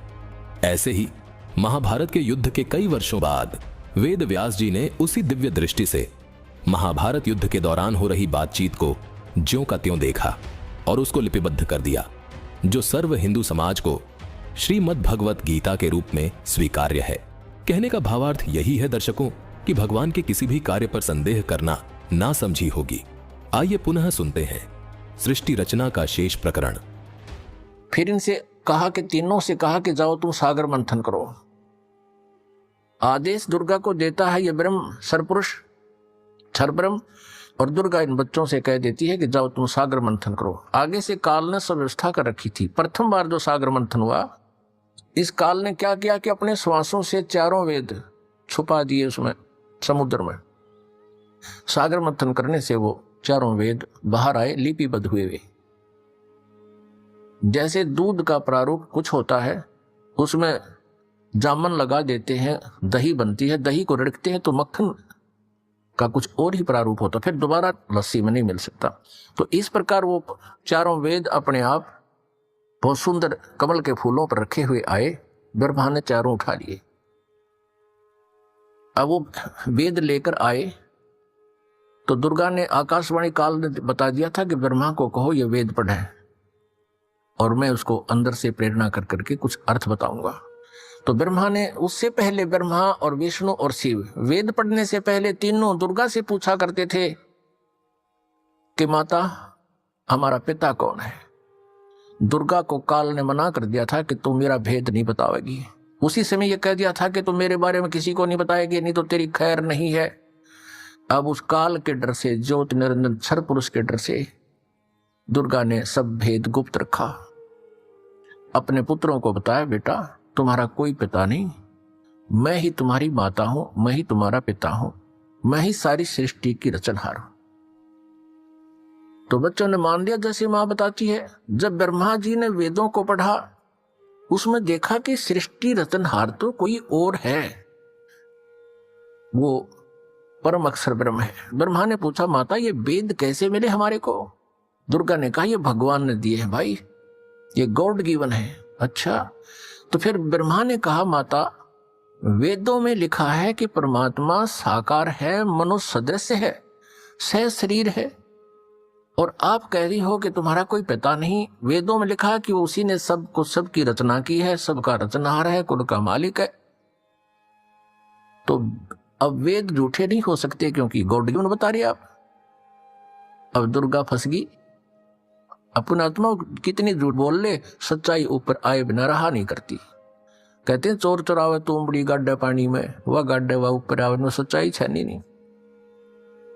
फिर दुर्गा ने कहा, बेटा बात सुनो, वो निराकार है, वो किसी को दिखाई नहीं देगा, और क्यों व्यर्थ प्रयत्न करते हो, वो निराकार है। अब ब्रह्मा ने कहा, माता अब आपकी बातों पर मुझे अविश्वास हो गया। पहले तो मैं आपकी प्रत्येक बात को सिरोधार्य करता था, सत्य मानता था, लेकिन आज आपकी बात में फर्क पड़ गया। अब मैं नहीं मानूंगा आपसे, मुझे परमात्मा चाहिए, क्योंकि ये आत्मा जब से उस परमेश्वर से बिछड़ी है तभी से उसका अभाव महसूस कर रही है। और उसी समय से खोज में लग गए। यहां हम आगे जहां हम उसको जिस विधि से खोजना चाहते हैं वो मिल नहीं सकता, क्योंकि चारों वेदों में केवल ब्रह्म तक के पाने की, इस क्षर पुरुष तक के पाने की विधि लिखी है। उस परम अक्षर ब्रह्म के पाने की विधि इसमें ऑप्शन छोड़ रखा है। यजुर्वेद अध्याय नंबर 40 के मंत्र नंबर 10 से लेकर 13 में स्पष्ट किया है, जो वेद ज्ञानदाता ब्रह्म कह रहा है कि उस परमेश्वर के बारे में कोई तत्वदर्शी संत बताओगे, उनसे पूछो। ये वेद भी यही कहते हैं। वेदों का सारांश गीता जी है। गीता जी अध्याय नंबर 4 के श्लोक नंबर 34 में भी यही कहा है। ये गीता ज्ञानदाता ये क्षर पुरुष है, श्री कृष्ण में प्रवेश करके बोलता है। वो भी यही कहता है कि उस परमात्म तत्व की जानकारी की तत्वदर्शी संतों से जाकर समझो, वो बतावेंगे। तो वेदों में जो प्रमाण लिखा है, तो ब्रह्मा ने सोचा कि वेदों में लिखा है कि ओम का नाम है और ओम नाम से जाप करूंगा मैं। और हठ योग कैसे शुरू किया इसने? अब वेदों में हठ योग करना नहीं लिखा, जैसे तप करते हैं ये ऋषि महर्षि, ये नहीं लिखा कहीं पर भी। लेकिन वो तप कहां से ग्रहण किया? इस तप वाला जो हठ योग की साधना कहां से ग्रहण करी ब्रह्मा ने? ब्रह्मा जी जब उत्पन्न हुआ, श्री विष्णु जी के नाभि से कमल निकला और उसके ऊपर ये बैठे विराजमान पाया अपने आप को। काफी समय तक उस डंठल को पकड़कर नीचे उतरा, ऊपर नीचे घूमा, कहीं और छोर नहीं मिला, तो वापस उस कमल के फूल पर आकर विराजमान हो गया। तब आकाशवाणी करी क्षर पुरुष ने, ज्योति निरंजन ने, कि तप करो तप करो। अब ब्रह्मा ने वो आकाशवाणी परमेश्वर की मानकर तप शुरू कर दिया।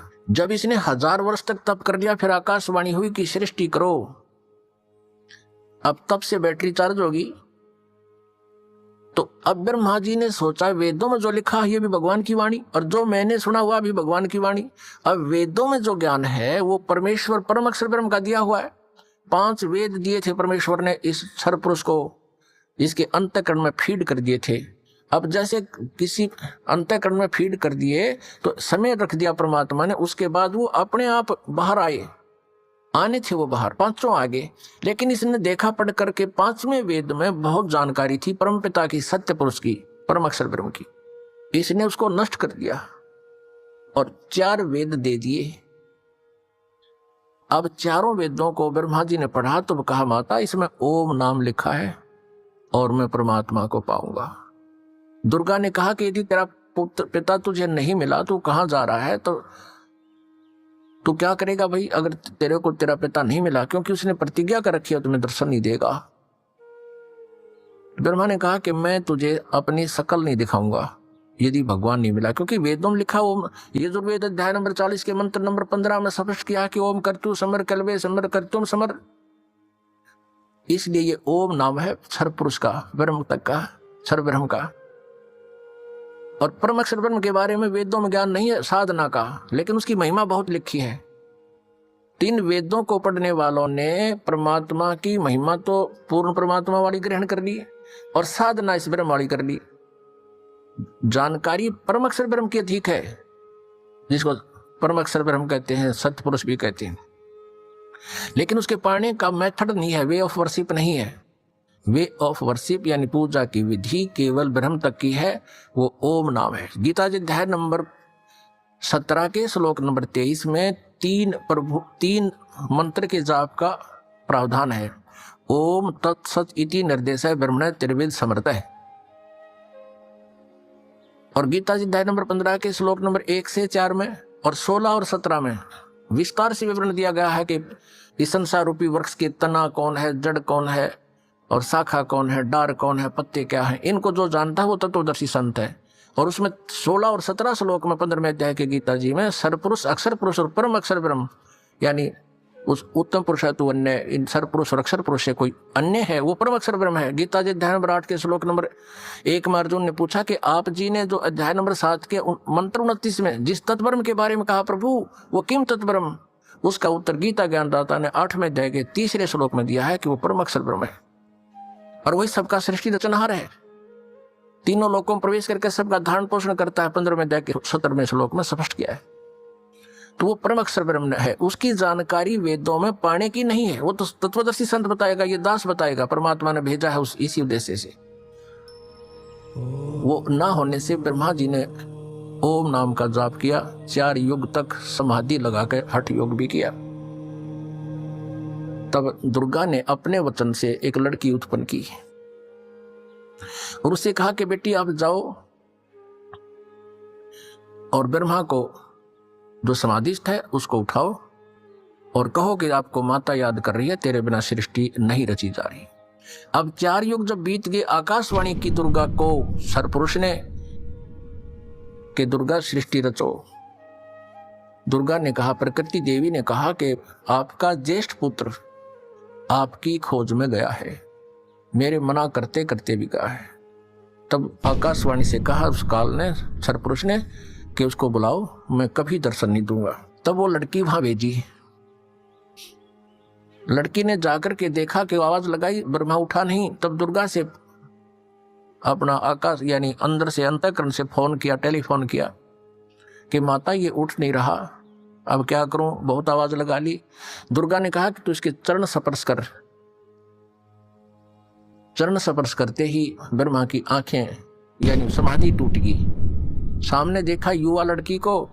ब्रह्मा जी ने कहा कि तू कौन उल्टा आ गई है, तुझे मैं श्राप दूंगा, तू मेरा तप भंग करने को आई है। तब लड़की ने कहा मेरे को माता ने भेजा है और आपके बिना सृष्टि रची नहीं जा रही है, बहुत चिंता है माता को, आप चलो। तब ब्रह्मा ने कहा कि कैसे चलूं, पिता के दर्शन हुए नहीं। माँ से मैं प्रतिज्ञा करके आया था कि यदि प्रभु मुझे प्राप्त नहीं हुए तो मैं तुझे शकल नहीं दिखाऊंगा, दर्शन नहीं दूंगा, लौट कर नहीं आऊंगा। अब कैसे चलो, मुझे परमात्मा मिला नहीं। फिर ब्रह्मा ने कहा कि तू एक काम कर, मेरी झूठी गवाही दे दे तो मैं तेरे साथ चल पड़ूं। अब उस लड़की ने सोचा कि माँ का कार्य नहीं हुआ तो अक्षुब्ध होगी, और यदि मैं झूठ बोलूंगी तो ये कह दे कि इसने अपनी मर्जी से बोला है, तो फिर मैं मारी जाऊंगी, मेरे ऊपर ज्यादा भार आएगा। तब उसने शर्त रखी कि तू मेरे साथ विलास कर, तब मैं तेरी झूठी गवाही दूंगी, तू मेरे साथ ऐसा कर। ब्रह्मा ने सोचा कि परमात्मा के दर्शन हुए नहीं, वैसे मैं घर जा नहीं सकता। उसने उस लड़की की बात को स्वीकार किया। फिर लड़की ने अपने वचन से एक और लड़की उत्पन्न की और कहा कि 1 से 2 गवाह ज्यादा अच्छे होते हैं। उस लड़की से कहा दूसरे नंबर की से कि तू भी गवाही देना कि ब्रह्मा जी को पिता के दर्शन हो गए और हमारे सामने हो गए। उसने भी यही शर्त रखी, इसी उद्देश्य से कहीं मैं झूठी ना सिद्ध कर दे मुझे ये और ये आप बच जाएं। उस लड़की ने भी वही शर्त रखी, ब्रह्मा ने वो स्वीकार किया। अब तीनों के तीनों मां के पास आ गए, दुर्गा के पास। अब दुर्गा ने पूछा, प्रकृति देवी ने पूछा ब्रह्मा से, क्या आपको अपने पिता के दर्शन हो गए? अब सुनियोजित षड्यंत्र के तहत ब्रह्मा ने कहा, हाँ मुझे पिताजी के दर्शन हो गए। तो दुर्गा ने कहा कि भाई कैसे मानूं मैं तेरी बात को, क्योंकि दुर्गा को तो फाइनल था कि उसने कह रखा कि मैं दर्शन नहीं दूंगा, ये मेरा फाइनल आदेश है, फाइनल फैसला है, डिसीजन है। अब दुर्गा को पूरा दृढ़ विश्वास था कि ऐसा तो हो नहीं सकता। तो उसने कहा कोई गवाह बता भाई, कोई एविडेंस दे। ब्रह्मा ने कहा कि दोनों लड़कियां मेरी गवाह हैं। अब उस दोनों लड़कियों से दुर्गा ने पूछा कि बताओ तुम्हारे सामने इसको दर्शन हुए? हाँ। दोनों ने झूठी गवाही दे दी कि हमारे सामने इसको ब्रह्मा जी को भगवान ने दर्शन दिए हैं, मनुष्य दृश्य है।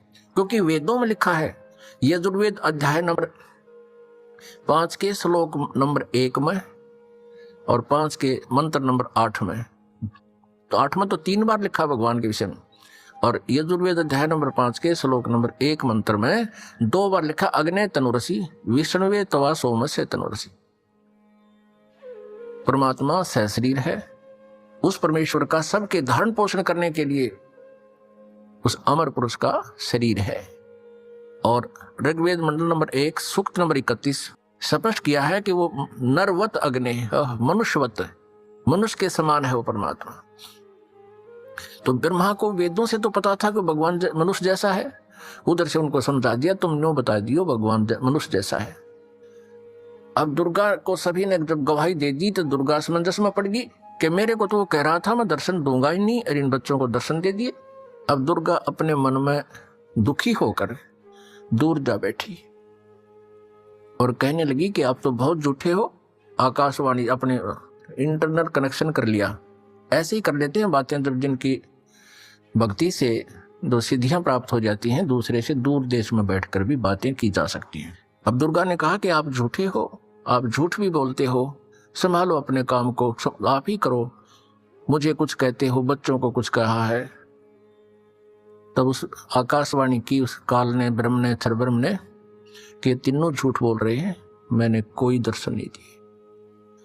तब वो आई करड़ी होकर दुर्गा, जैसे जांच अधिकारी को जो पता लग जाता है कि सच्चाई क्या है, पहले तो विनम्रता से पूछता है वो थानेदार, और फिर छोटा ठाकर खड़ा हो जाता है, साची बता दो, झूठ बोलते हो तुम, मैंने उससे पता किया, मैंने उससे पता किया, वो ऐसे ऐसे करा। तब वो कहने लगा कि मुझे आकाशवाणी हुई है परमात्मा की कि तुमने को कोई दर्शन नहीं हुए हैं। तब ब्रह्मा हंसने लग गया कि माता, मैं प्रतिज्ञा करके गया था कि पिताजी के दर्शन नहीं हुए तो मैं आपको दर्शन नहीं दूंगा। पिता के दर्शन हुए नहीं थे, हम तीनों ने मिलकर झूठ बोल दिया वापस आने के लिए। तब दुर्गा ने उन तीनों को श्राप दे दिया। ब्रह्मा को श्राप दिया कि तेरी जग में पूजा नहीं होगी और तेरे जितने भी अनुयायी वंशज होंगे तेरे जैसे लपाड़ लफंडर झूठे होंगे, सच्चाई का पता नहीं होगा, पर विद्वान कब आएंगे। अब ब्रह्मा जी को बड़ी चिंता हुई कि मेरे को श्राप दे दिया, मेरी पूजा नहीं होगी। ब्रह्मा मूर्छित हो गया, इस आघात ऐसी लगी उसको वचन की। गायत्री को श्राप दे दिया कि तू कलयुग में गाय होगी और तेरे कई कई सांडपति होंगे। पौपति को श्राप दे दिया कि तू एक गंदे स्थान पर उत्पन्न होने वाली जड़ी होगी, और तीनों को श्राप दे दिया। जब वो तीनों को श्राप दे चुकी और वहां से एक साइड में गई तो आकाशवाणी हुई काल की कि दुर्गा, तने इनको श्राप नहीं देना था, तो कौन होती है मेरे कानून में भंग करने वाली, अब मैं तुझे श्राप देता हूं कि द्वापर युग में तू द्रौपदी, तेरा द्रौपदी अवतार होगा और तेरे 5 पति होंगे, मैं तुझे श्राप देता। अब दुर्गा ने कहा कि ज्योति निरंजन, अब मैं तेरे वश होगी, अपने पैर पर आपको आड़ा मार लिया मैंने, अपने पिता को छोड़कर मैं तेरे साथ आ गई। अब तू जितना नाच नचाना चाहता है नचा ले मेरे को। बच्चा ने गलती की, मैंने इनको थोड़ा दंड भी दे दिया, तो के बुरा कर दिया, आज तूने मुझे दंड दे दिया। तो काल ने कहा कि तू मेरे कार्य में कोई भंग नहीं कर सकती, कोई बाधा नहीं डाल सकती। अब जो जैसा मेरा एक नियम है, जो किसी को दुख देगा तो उसको मैं सजा मैं भी दूंगा। फिर दुर्गा ने विष्णु जी से पूछा कि पुत्र तू भी अपने पिता की खोज कर ले, कहीं फिर बाद में सृष्टि के दौरान तुम समाधि लाकर बैठ जा और सृष्टि कर्म में बाधा पड़े। विष्णु जी चल पड़े पिता की खोज के लिए, शेष नाग के लोक में पहुंच गए। पुण्यात्माओं, प्रत्येक प्राणी ने अपनी जो डायरेक्शन कायम कर रखी है, सीमा कायम कर रखी है। जोटे ने भैंसे न अपनी कर रखी है, जब दूसरा भैंसा आ जाता लड़ मरा उसके साथ। कुत्ते ने अपनी सीमा बांट रखी है। ऐसे ही जो ही शेष नाग के लोक में विष्णु जी ने प्रवेश किया तो शेष नाग ने सोचा कि तेरे लोक में, तेरी जुरिडिक्शन में ये कैसे आ रहा है निर्भय होकर के, इसको किसी का खौफ नहीं, मैं यहाँ का सम्राट हूं।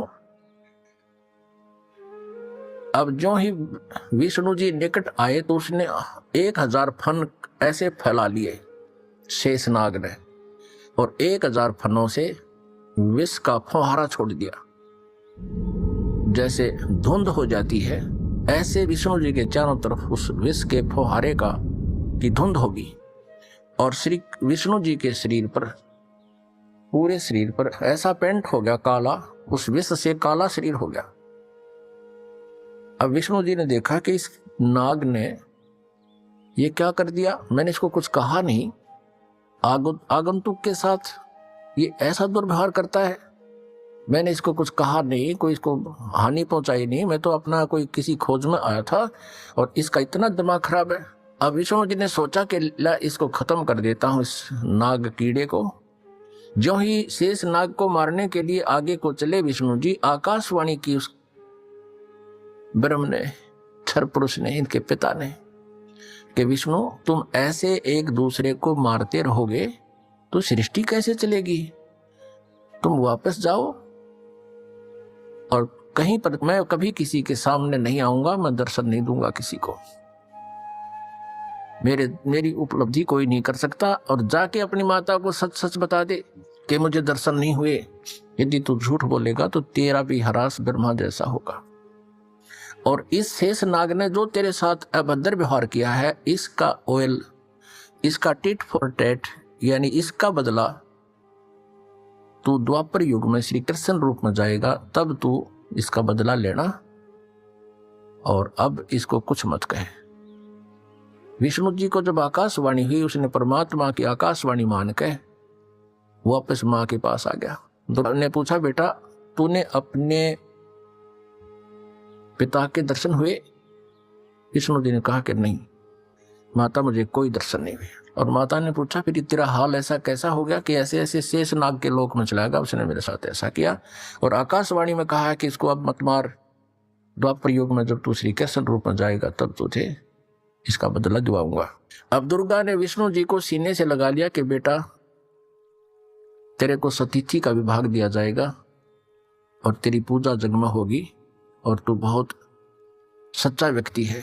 अब तीसरे शिव जी के पास दुर्गा गई, अपने पुत्र के पास, और कहा, बेटा तेरे 2 भाइयों को तो पिता के दर्शन हुए नहीं, उन्होंने खूब ट्राई कर ली, अब आप भी खोज कर लो अपने पिता की, कहीं फिर बाद में सृष्टि क्रम शुरू हो जाए, उसके बाद तुम जाओ कितना संन्यास धारण करो, अभी जाके खोज कर ले।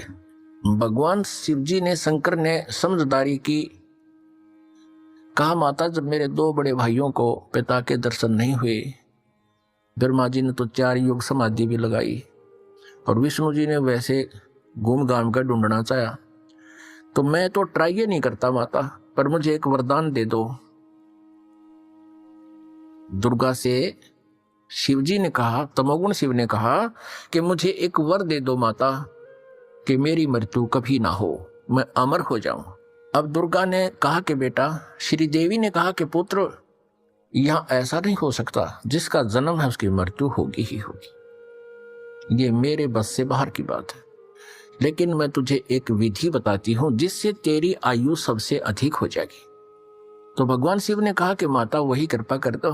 तो दुर्गा ने कहा कि बेटा इस आयु के बढ़ाने का एक विधि है, तरीका है कि प्राणायाम करके श्वास को सूक्ष्म कर ले, एक स्थान पर बैठा रहे और सूक्ष्म श्वास कम से कम लेने से आयु बढ़ जाती है, क्योंकि आयु श्वासों पर आधारित है।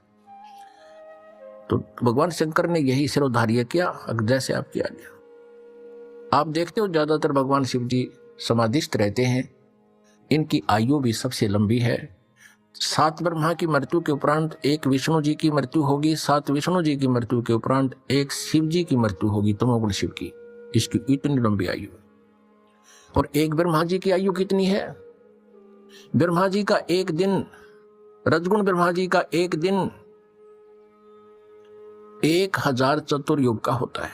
और इतनी ही रात्रि, एक चतुर्युग में कितने वर्ष हैं हमारे मनुष्यों के? 43,20,000 वर्ष एक चतुर्युग में। ऐसे ऐसे 1000 चतुर्युग का ब्रह्मा जी का दिन और इतनी ही रात्रि। 30 दिन रात का महीना, 12 महीने का एक वर्ष और 100 वर्ष की ब्रह्मा जी की आयु।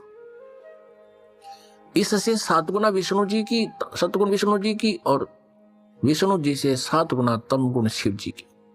इतनी लंबी आयु होगी। फिर इन तीनों पुत्रों का दुर्गा ने विवाह करना चाहा। आकाशवाणी की उस काल ब्रह्म ने, सरपुरुष ने दुर्गा जी से कि दुर्गा तो इन तीनों बच्चों को पुनः सागर मंथर पर भेज दे और वहां इनका विवाह करने के लिए तू ही 3 रूप बना करके 3 लड़कियों के रूप से निकलना। अब श्री देवी ने 3 रूप बनाए, गुप्त, और समुद्र में छुपा दिए। उधर से तीनों पुत्रों से कहा कि जाओ बेटा तुम सागर मंथन करो। उधर से ये काल सब व्यवस्था कर देता है। इन्होंने जाकर के सागर मंथन दूसरी बार किया तो 3 लड़कियां बाहर आई। अब माता ने कहा था बेटा जो पहले निकले उसकी पहचान कर लेना अलग अलग, दूसरी बार जो निकले उसकी पहचान तीसरे के। तो तीनों ने आगे पीछे कर लिया, उनको मां के पास ले आए। दुर्गा ने पूछा पहले कौन सी निकली थी? कि ये वाली। उसका नाम सावित्री रख दिया और ब्रह्मा से कहा कि ये तेरी पत्नी रूप में होगी।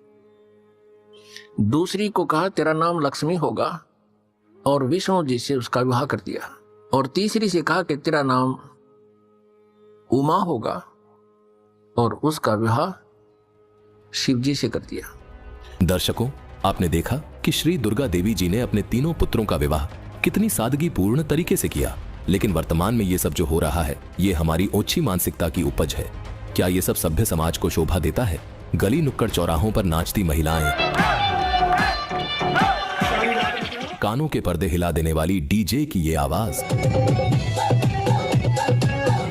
नशे में धुत युवाओं का सरेआम बंदूकों का लहराना, समाज द्वारा खुद पर थोपी गई ऐसी कुप्रथा है जो अब एक अभिशाप का रूप ले चुकी है।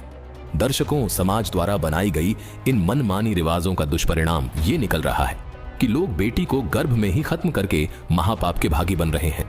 बेटियों की शादी पर होने वाले लाखों करोड़ों रुपए के खर्च और दहेज के बोझ तले दबकर लाचार माता पिता आत्महत्या करने पर मजबूर हैं। दूसरी तरफ ये तस्वीरें देखिए। जय जय ब्रह्मा शंकर स्वामी, येति कला परम पदगामी, जय जय शंभु शंकर नाथ। संत रामपाल जी महाराज के अद्भुत ज्ञान और निर्मल विचारों के परिणाम स्वरूप उनके अनुयायी कितने सादगीपूर्ण तरीके से विवाह कर रहे हैं।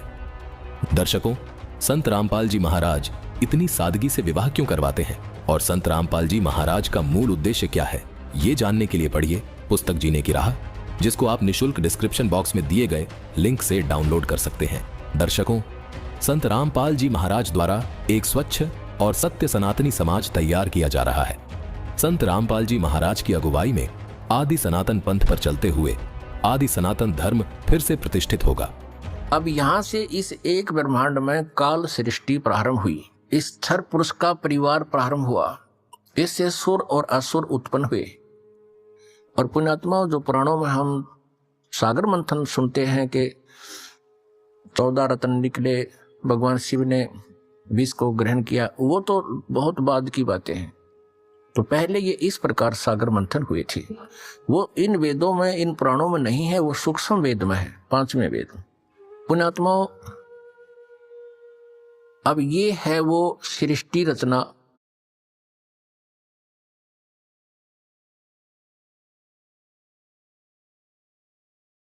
मैंने अभी अभी ट्रेडिंग शुरू की थी, काफ़ी लॉस हो गया। तब मैंने ईसीजी ट्रेड सॉफ्टवेयर के बारे में कहीं पढ़ा था। एक दो बार डेमो। दर्शकों, अभी आपने सुना संत रामपाल जी महाराज के द्वारा कि सृष्टि का संपूर्ण ज्ञान क्या है, ये सृष्टि रचना कैसे हुई। मिस्टर मॉर्गन जी का यह सवाल था कि सृष्टि की रचना एक पुरुष और एक स्त्री से हुई है। संत रामपाल जी महाराज द्वारा दिए गए सृष्टि रचना के ज्ञान से सिद्ध हो जाता है कि सभी ब्रह्मांडों की रचना कबीर परमेश्वर जी ने की है। लेकिन इस काल लोक में जीवों को उत्पन्न करने वाले स्त्री और पुरुष काल और दुर्गा है। मिस्टर मॉर्गन का एक कथन और था। उनका कहना है कि ऋग्वेद में ऐसा लिखा है कि जब सृष्टि की रचना हुई तब देवी देवता नहीं थे। क्रिएशन के बारे में हिंदू सोच अच्छी लगी। ये कहती है सृष्टि के शुरू में देवता थे ही नहीं। ये महान कथन हमें मिलता है ऋग्वेद में।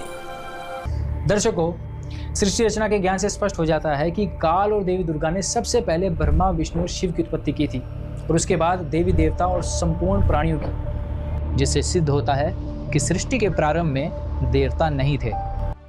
दर्शकों, गीता अध्याय 10 श्लोक 2 में काल ब्रह्म कहता है कि अर्जुन, मेरी उत्पत्ति को ना तो देवता जानते हैं और न ही ऋषिजन जानते हैं, क्योंकि इन सब देवताओं और ऋषियों का आदि कारण अर्थात उत्पत्तिकर्ता मैं ही हूँ। इससे स्पष्ट हो जाता है कि ब्रह्मा को भी सृष्टि का पूर्ण ज्ञान नहीं हो सकता, क्योंकि ब्रह्मा को उत्पन्न करने वाला ये काल रूपी ब्रह्म ही है। दर्शकों, इससे यह भी सिद्ध हो जाता है कि काल की भी उत्पत्ति हुई है। इसलिए यहाँ काल ब्रह्म ने कहा है कि मेरी उत्पत्ति को ये देवता व ऋषिजन नहीं जानते। दर्शकों, पिता की उत्पत्ति को पुत्र नहीं जान सकता, इसलिए ब्रह्मा और अन्य ऋषिजन केवल अधूरा ज्ञान बता रहे हैं। काल ब्रह्म की उत्पत्ति को सही सही कबीर देव ने अर्थात कबीर साहिब जी ने सूक्ष्म वेद में सही सही बताया है, क्योंकि सारी सृष्टि की उत्पत्ति करने वाला वही कबीर देव है, यानी कबीर साहिब। दर्शकों, मिस्टर मॉर्गन ने सृष्टि रचना के संदर्भ में वेदों का जिक्र किया था। आपकी जानकारी के लिए बता दें कि वेदों में सृष्टि रचना का जिक्र ऋग्वेद और अथर्ववेद दोनों में आता है।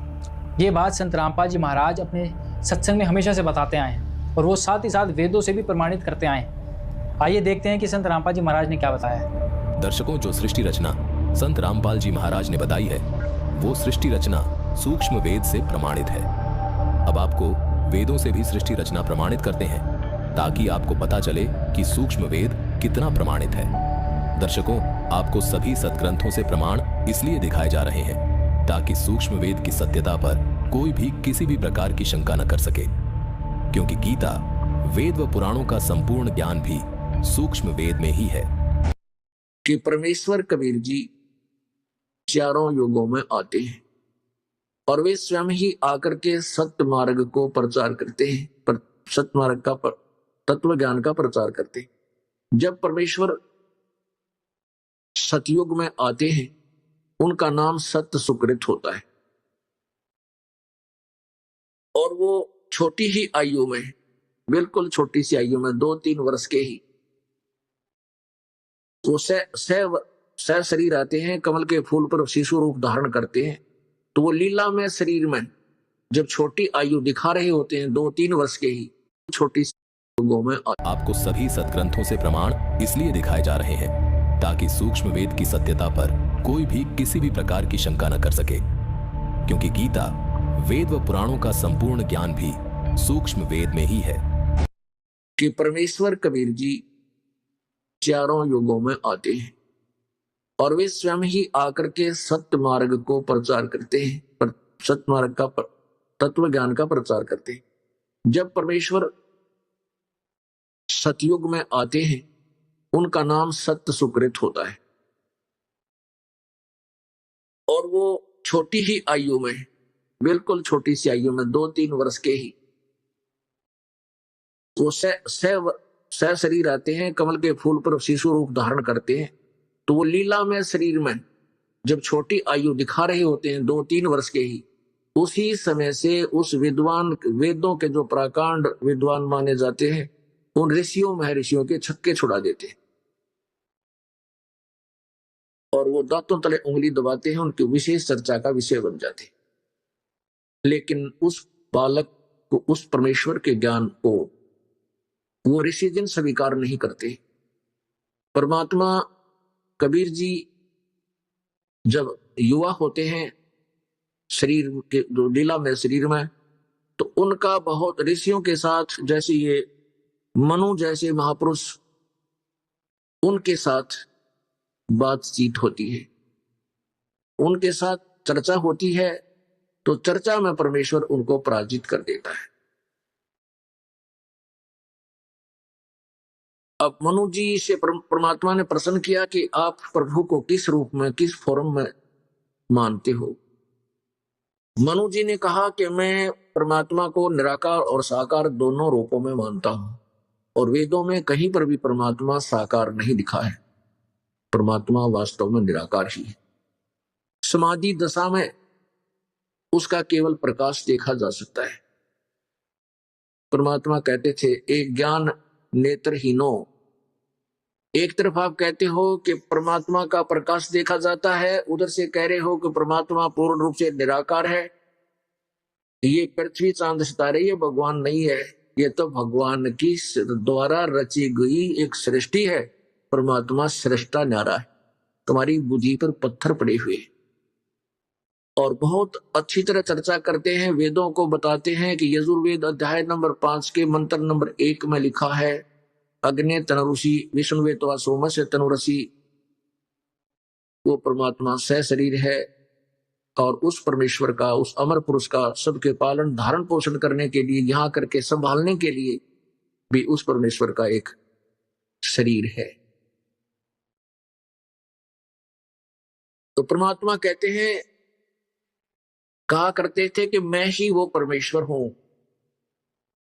और मैं ही दोनों स्थानों पर रहता हूं, ऊपर सचखंड सतलोक में, ऊपर के लोकों में भी मैं ही हूं और यहां भी मैं अपने यथार्थ ज्ञान को बताने के लिए आया हूं। अब परमात्मा यथार्थ ज्ञान कहते हैं, परमात्मा के परमेश्वर साकार है और ऋषि जी कहते थे, ऋषियों ने सब आपस में जो अज्ञान फैला रखा था वो जैसे अभी तक है कि वो निराकार है। तो परमात्मा साकार बताते थे कि कबीर जी जो है साकार बताते थे अपना स्वरूप और वो निराकार मानते थे। इसलिए परमात्मा कबीर जी का ज्ञान और ऋषि महर्षियों के कति विपरीत था। तो कबीर जी को उस सत्सुकृत रूप में प्रगट, सत्सुकृत नाम से प्रगट परमेश्वर को वामदेव कहने लगे हुए, उनका व्यंग्यात्मक नाम वामदेव रख दिया। सतसुकृत जी कौन थे और ऋषिजन उन्हें वामदेव क्यों कहा करते थे? परमेश्वर कबीर जी सतयुग में सतसुकृत नाम से प्रकट हुए थे। उस समय ब्रह्मा विष्णु शिव को मिलने के बाद परमेश्वर पृथ्वी पर घूम घूम कर बहुत से ऋषियों से ज्ञान चर्चा की, परंतु शास्त्र विरुद्ध ज्ञान पर आधारित होने के कारण किसी भी ऋषि महर्षि ने ज्ञान सुनने की चेष्टा ही नहीं की। महर्षि मनु से भी परमात्मा ने वेद ज्ञान पर भी चर्चा की, लेकिन महर्षि मनु ने ब्रह्मा जी से ही ज्ञान ग्रहण किया था, जिसके कारण महर्षि मनु जी ने परमात्मा को उल्टा ज्ञान देने वाला बताया तथा परमेश्वर का उपनाम वामदेव रख दिया। परमात्मा ने महर्षि मनु व अन्य ऋषियों से यहां तक कहा कि वह पूर्ण परमात्मा मैं ही हूं, जिसकी तलाश आप सभी कर रहे हो। मैं सनातन परम धाम सतलोक में रहता हूं। लेकिन उन्होंने परमात्मा का उपहास किया तथा कहा, आप यहां हैं तो आपका सतलोक तो आपके बिना सुनसान पड़ा होगा, वहां सतलोक में जाने का क्या लाभ, वहां गए प्राणी तो अनाथ हैं। तब परमेश्वर ने उन्हें बताया कि मैं ऊपर भी विराजमान हूं। तब मनु जी सहित सर्व ऋषियों ने ठाका लगाकर कहा, फिर तो आपका नाम वामदेव उचित है। वामदेव का अर्थ 2 स्थानों पर निवास करने वाला भी है। इस प्रकार उन ज्ञानहीन ऋषियों ने परमेश्वर के तत्व ज्ञान को ग्रहण नहीं किया।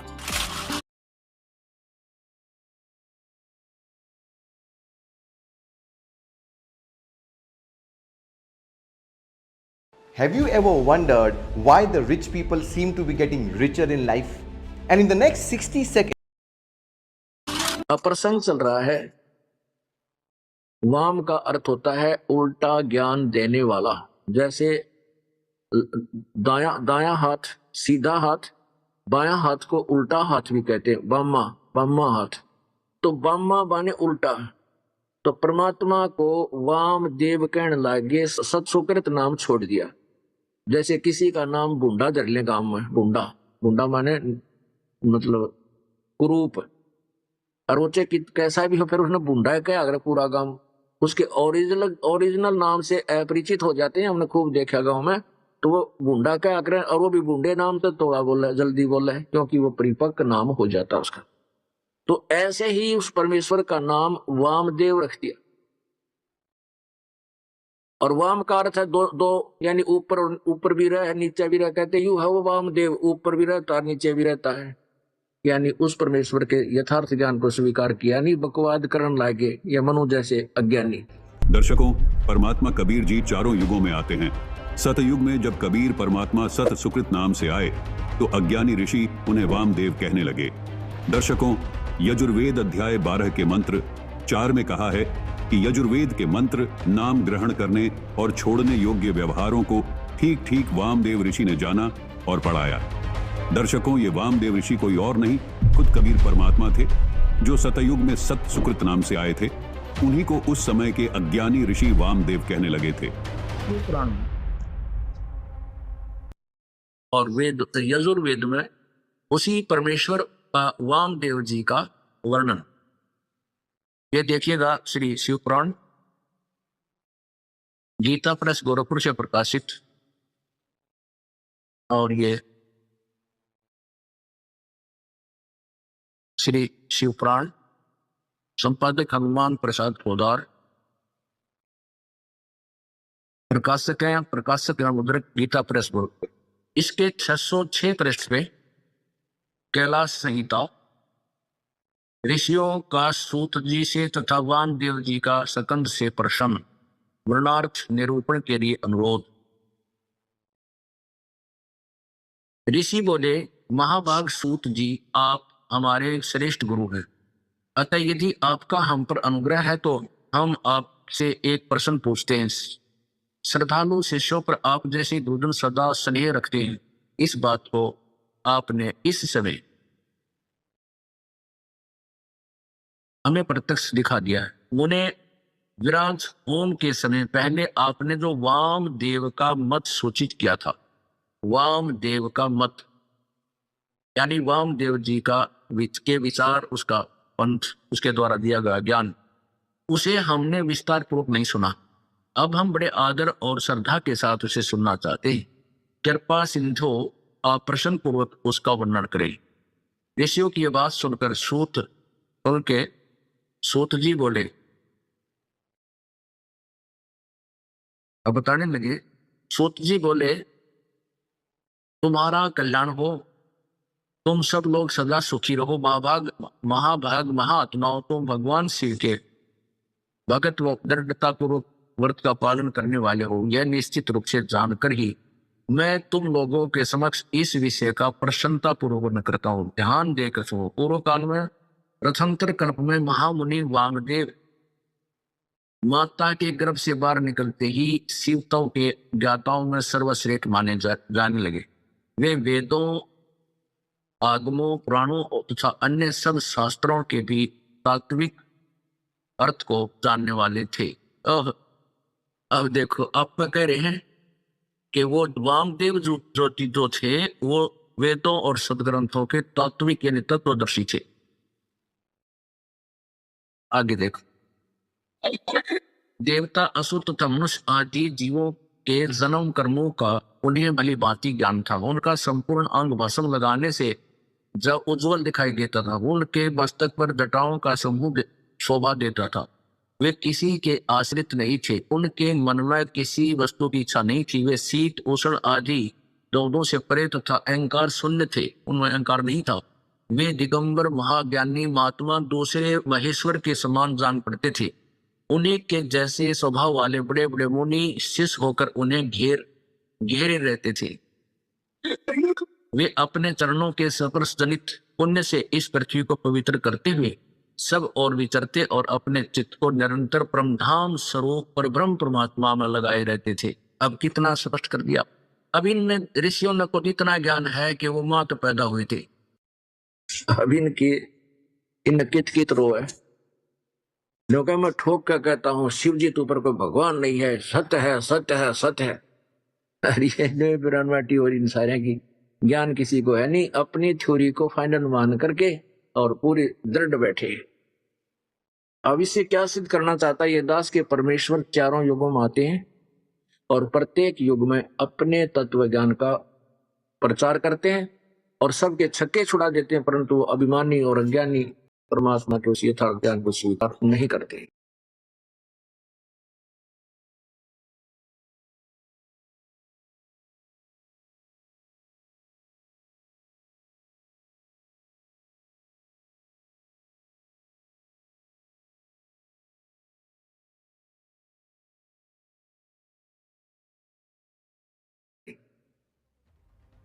लेकिन अब सब करे। दर्शकों, गीता अध्याय 17 के श्लोक 23 में स्पष्ट लिखा है कि आदिकाल में अर्थात आदि सनातनी ऋषि अथवा ब्राह्मण ओम तत्सत इन 3 मंत्रों का जाप किया करते थे तथा वेदों के अनुसार साधना किया करते थे। तब तक वामदेव ऋषि जी द्वारा बताए गए ज्ञान आधार पर सब भक्ति साधना कर रहे थे, जिसको आदि सनातन धर्म कहते हैं। उसके बाद मनु आदि ऋषियों ने केवल ओम नाम का जप और तप करना शुरू कर दिया, जहां से सनातन धर्म का पतन होना शुरू हो गया। ओम नाम का जाप करने से काल ने उन ऋषियों को ब्रह्मा विष्णु महेश के रूप में दर्शन देना शुरू कर दिया, क्योंकि काल अपने वास्तविक रूप में किसी के सामने नहीं आता, जिस कारण इन देवताओं की महिमा शुरू हो गई और सनातनी पूजा के मंत्र ओम तत्सत को करना छोड़ दिया। संत रामपाल जी महाराज ने सृष्टि रचना कैसे हुई, इस अनसुलझी गुत्थी को सुलझाकर यह सिद्ध कर दिया कि सृष्टि की रचना की पूर्ण जानकारी न होने के कारण सनातनी पूजाओं का पतन हुआ। सनातनी पूजाओं के पतन का खामियाजा पूरा मानव समाज भोग रहा है। लेकिन सतगुरु रामपाल जी महाराज ने आदि सनातन धर्म को फिर से प्रतिष्ठित करते हुए समाज को फिर से पूर्ण परमात्मा की सही जानकारी और सत भक्ति प्रदान की है। दर्शकों, सतयुग में कबीर परमात्मा जी सत सुकृत रूप में आए थे, जिनको उस समय के ऋषि वामदेव भी कहते थे। वामदेव ऋषि जी ने वेदों का सही अर्थ सबको समझाया, जिसका प्रमाण यजुर्वेद अध्याय 12 के मंत्र 4 में भी मिलता है। वामदेव ऋषि के ज्ञान को उस समय के ऋषियों ने स्वीकार नहीं किया और उनका विरोध करना शुरू कर दिया। दर्शकों, वामदेव ऋषि ने वेदों के जो गूढ़ रहस्य बताए थे, वही गूढ़ रहस्य आज वर्तमान में संत रामपाल जी महाराज बता रहे हैं। कितनी विचित्र बात है कि जैसे वामदेव ऋषि का विरोध सतयुग में उस समय के ऋषियों द्वारा हो रहा था, वैसा ही विरोध आज कुछ अज्ञानी धर्मगुरुओं द्वारा संत रामपाल जी महाराज का हो रहा है। लेकिन जनता आज शिक्षित है, अज्ञानियों की दाल अब नहीं गलती। अब हम वामदेव ऋषि द्वारा बताए गए वेदों के सही अर्थ व उनके गूढ़ रहस्यों से पर्दा उठाएंगे, जिसको देखकर आपको खुद विश्वास हो जाएगा कि संत रामपाल जी महाराज वास्तव में पूर्ण परमात्मा के अवतार हैं। दर्शकों, अभी जो वेदों का अनुवाद संत रामपाल जी महाराज आप जी को दिखाने जा रहे हैं, ये अनुवाद वामदेव ऋषि उर्फ सत सुकृत जी द्वारा किए गए अनुवाद पर आधारित है। वामदेव ऋषि कबीर परमात्मा जी ही थे।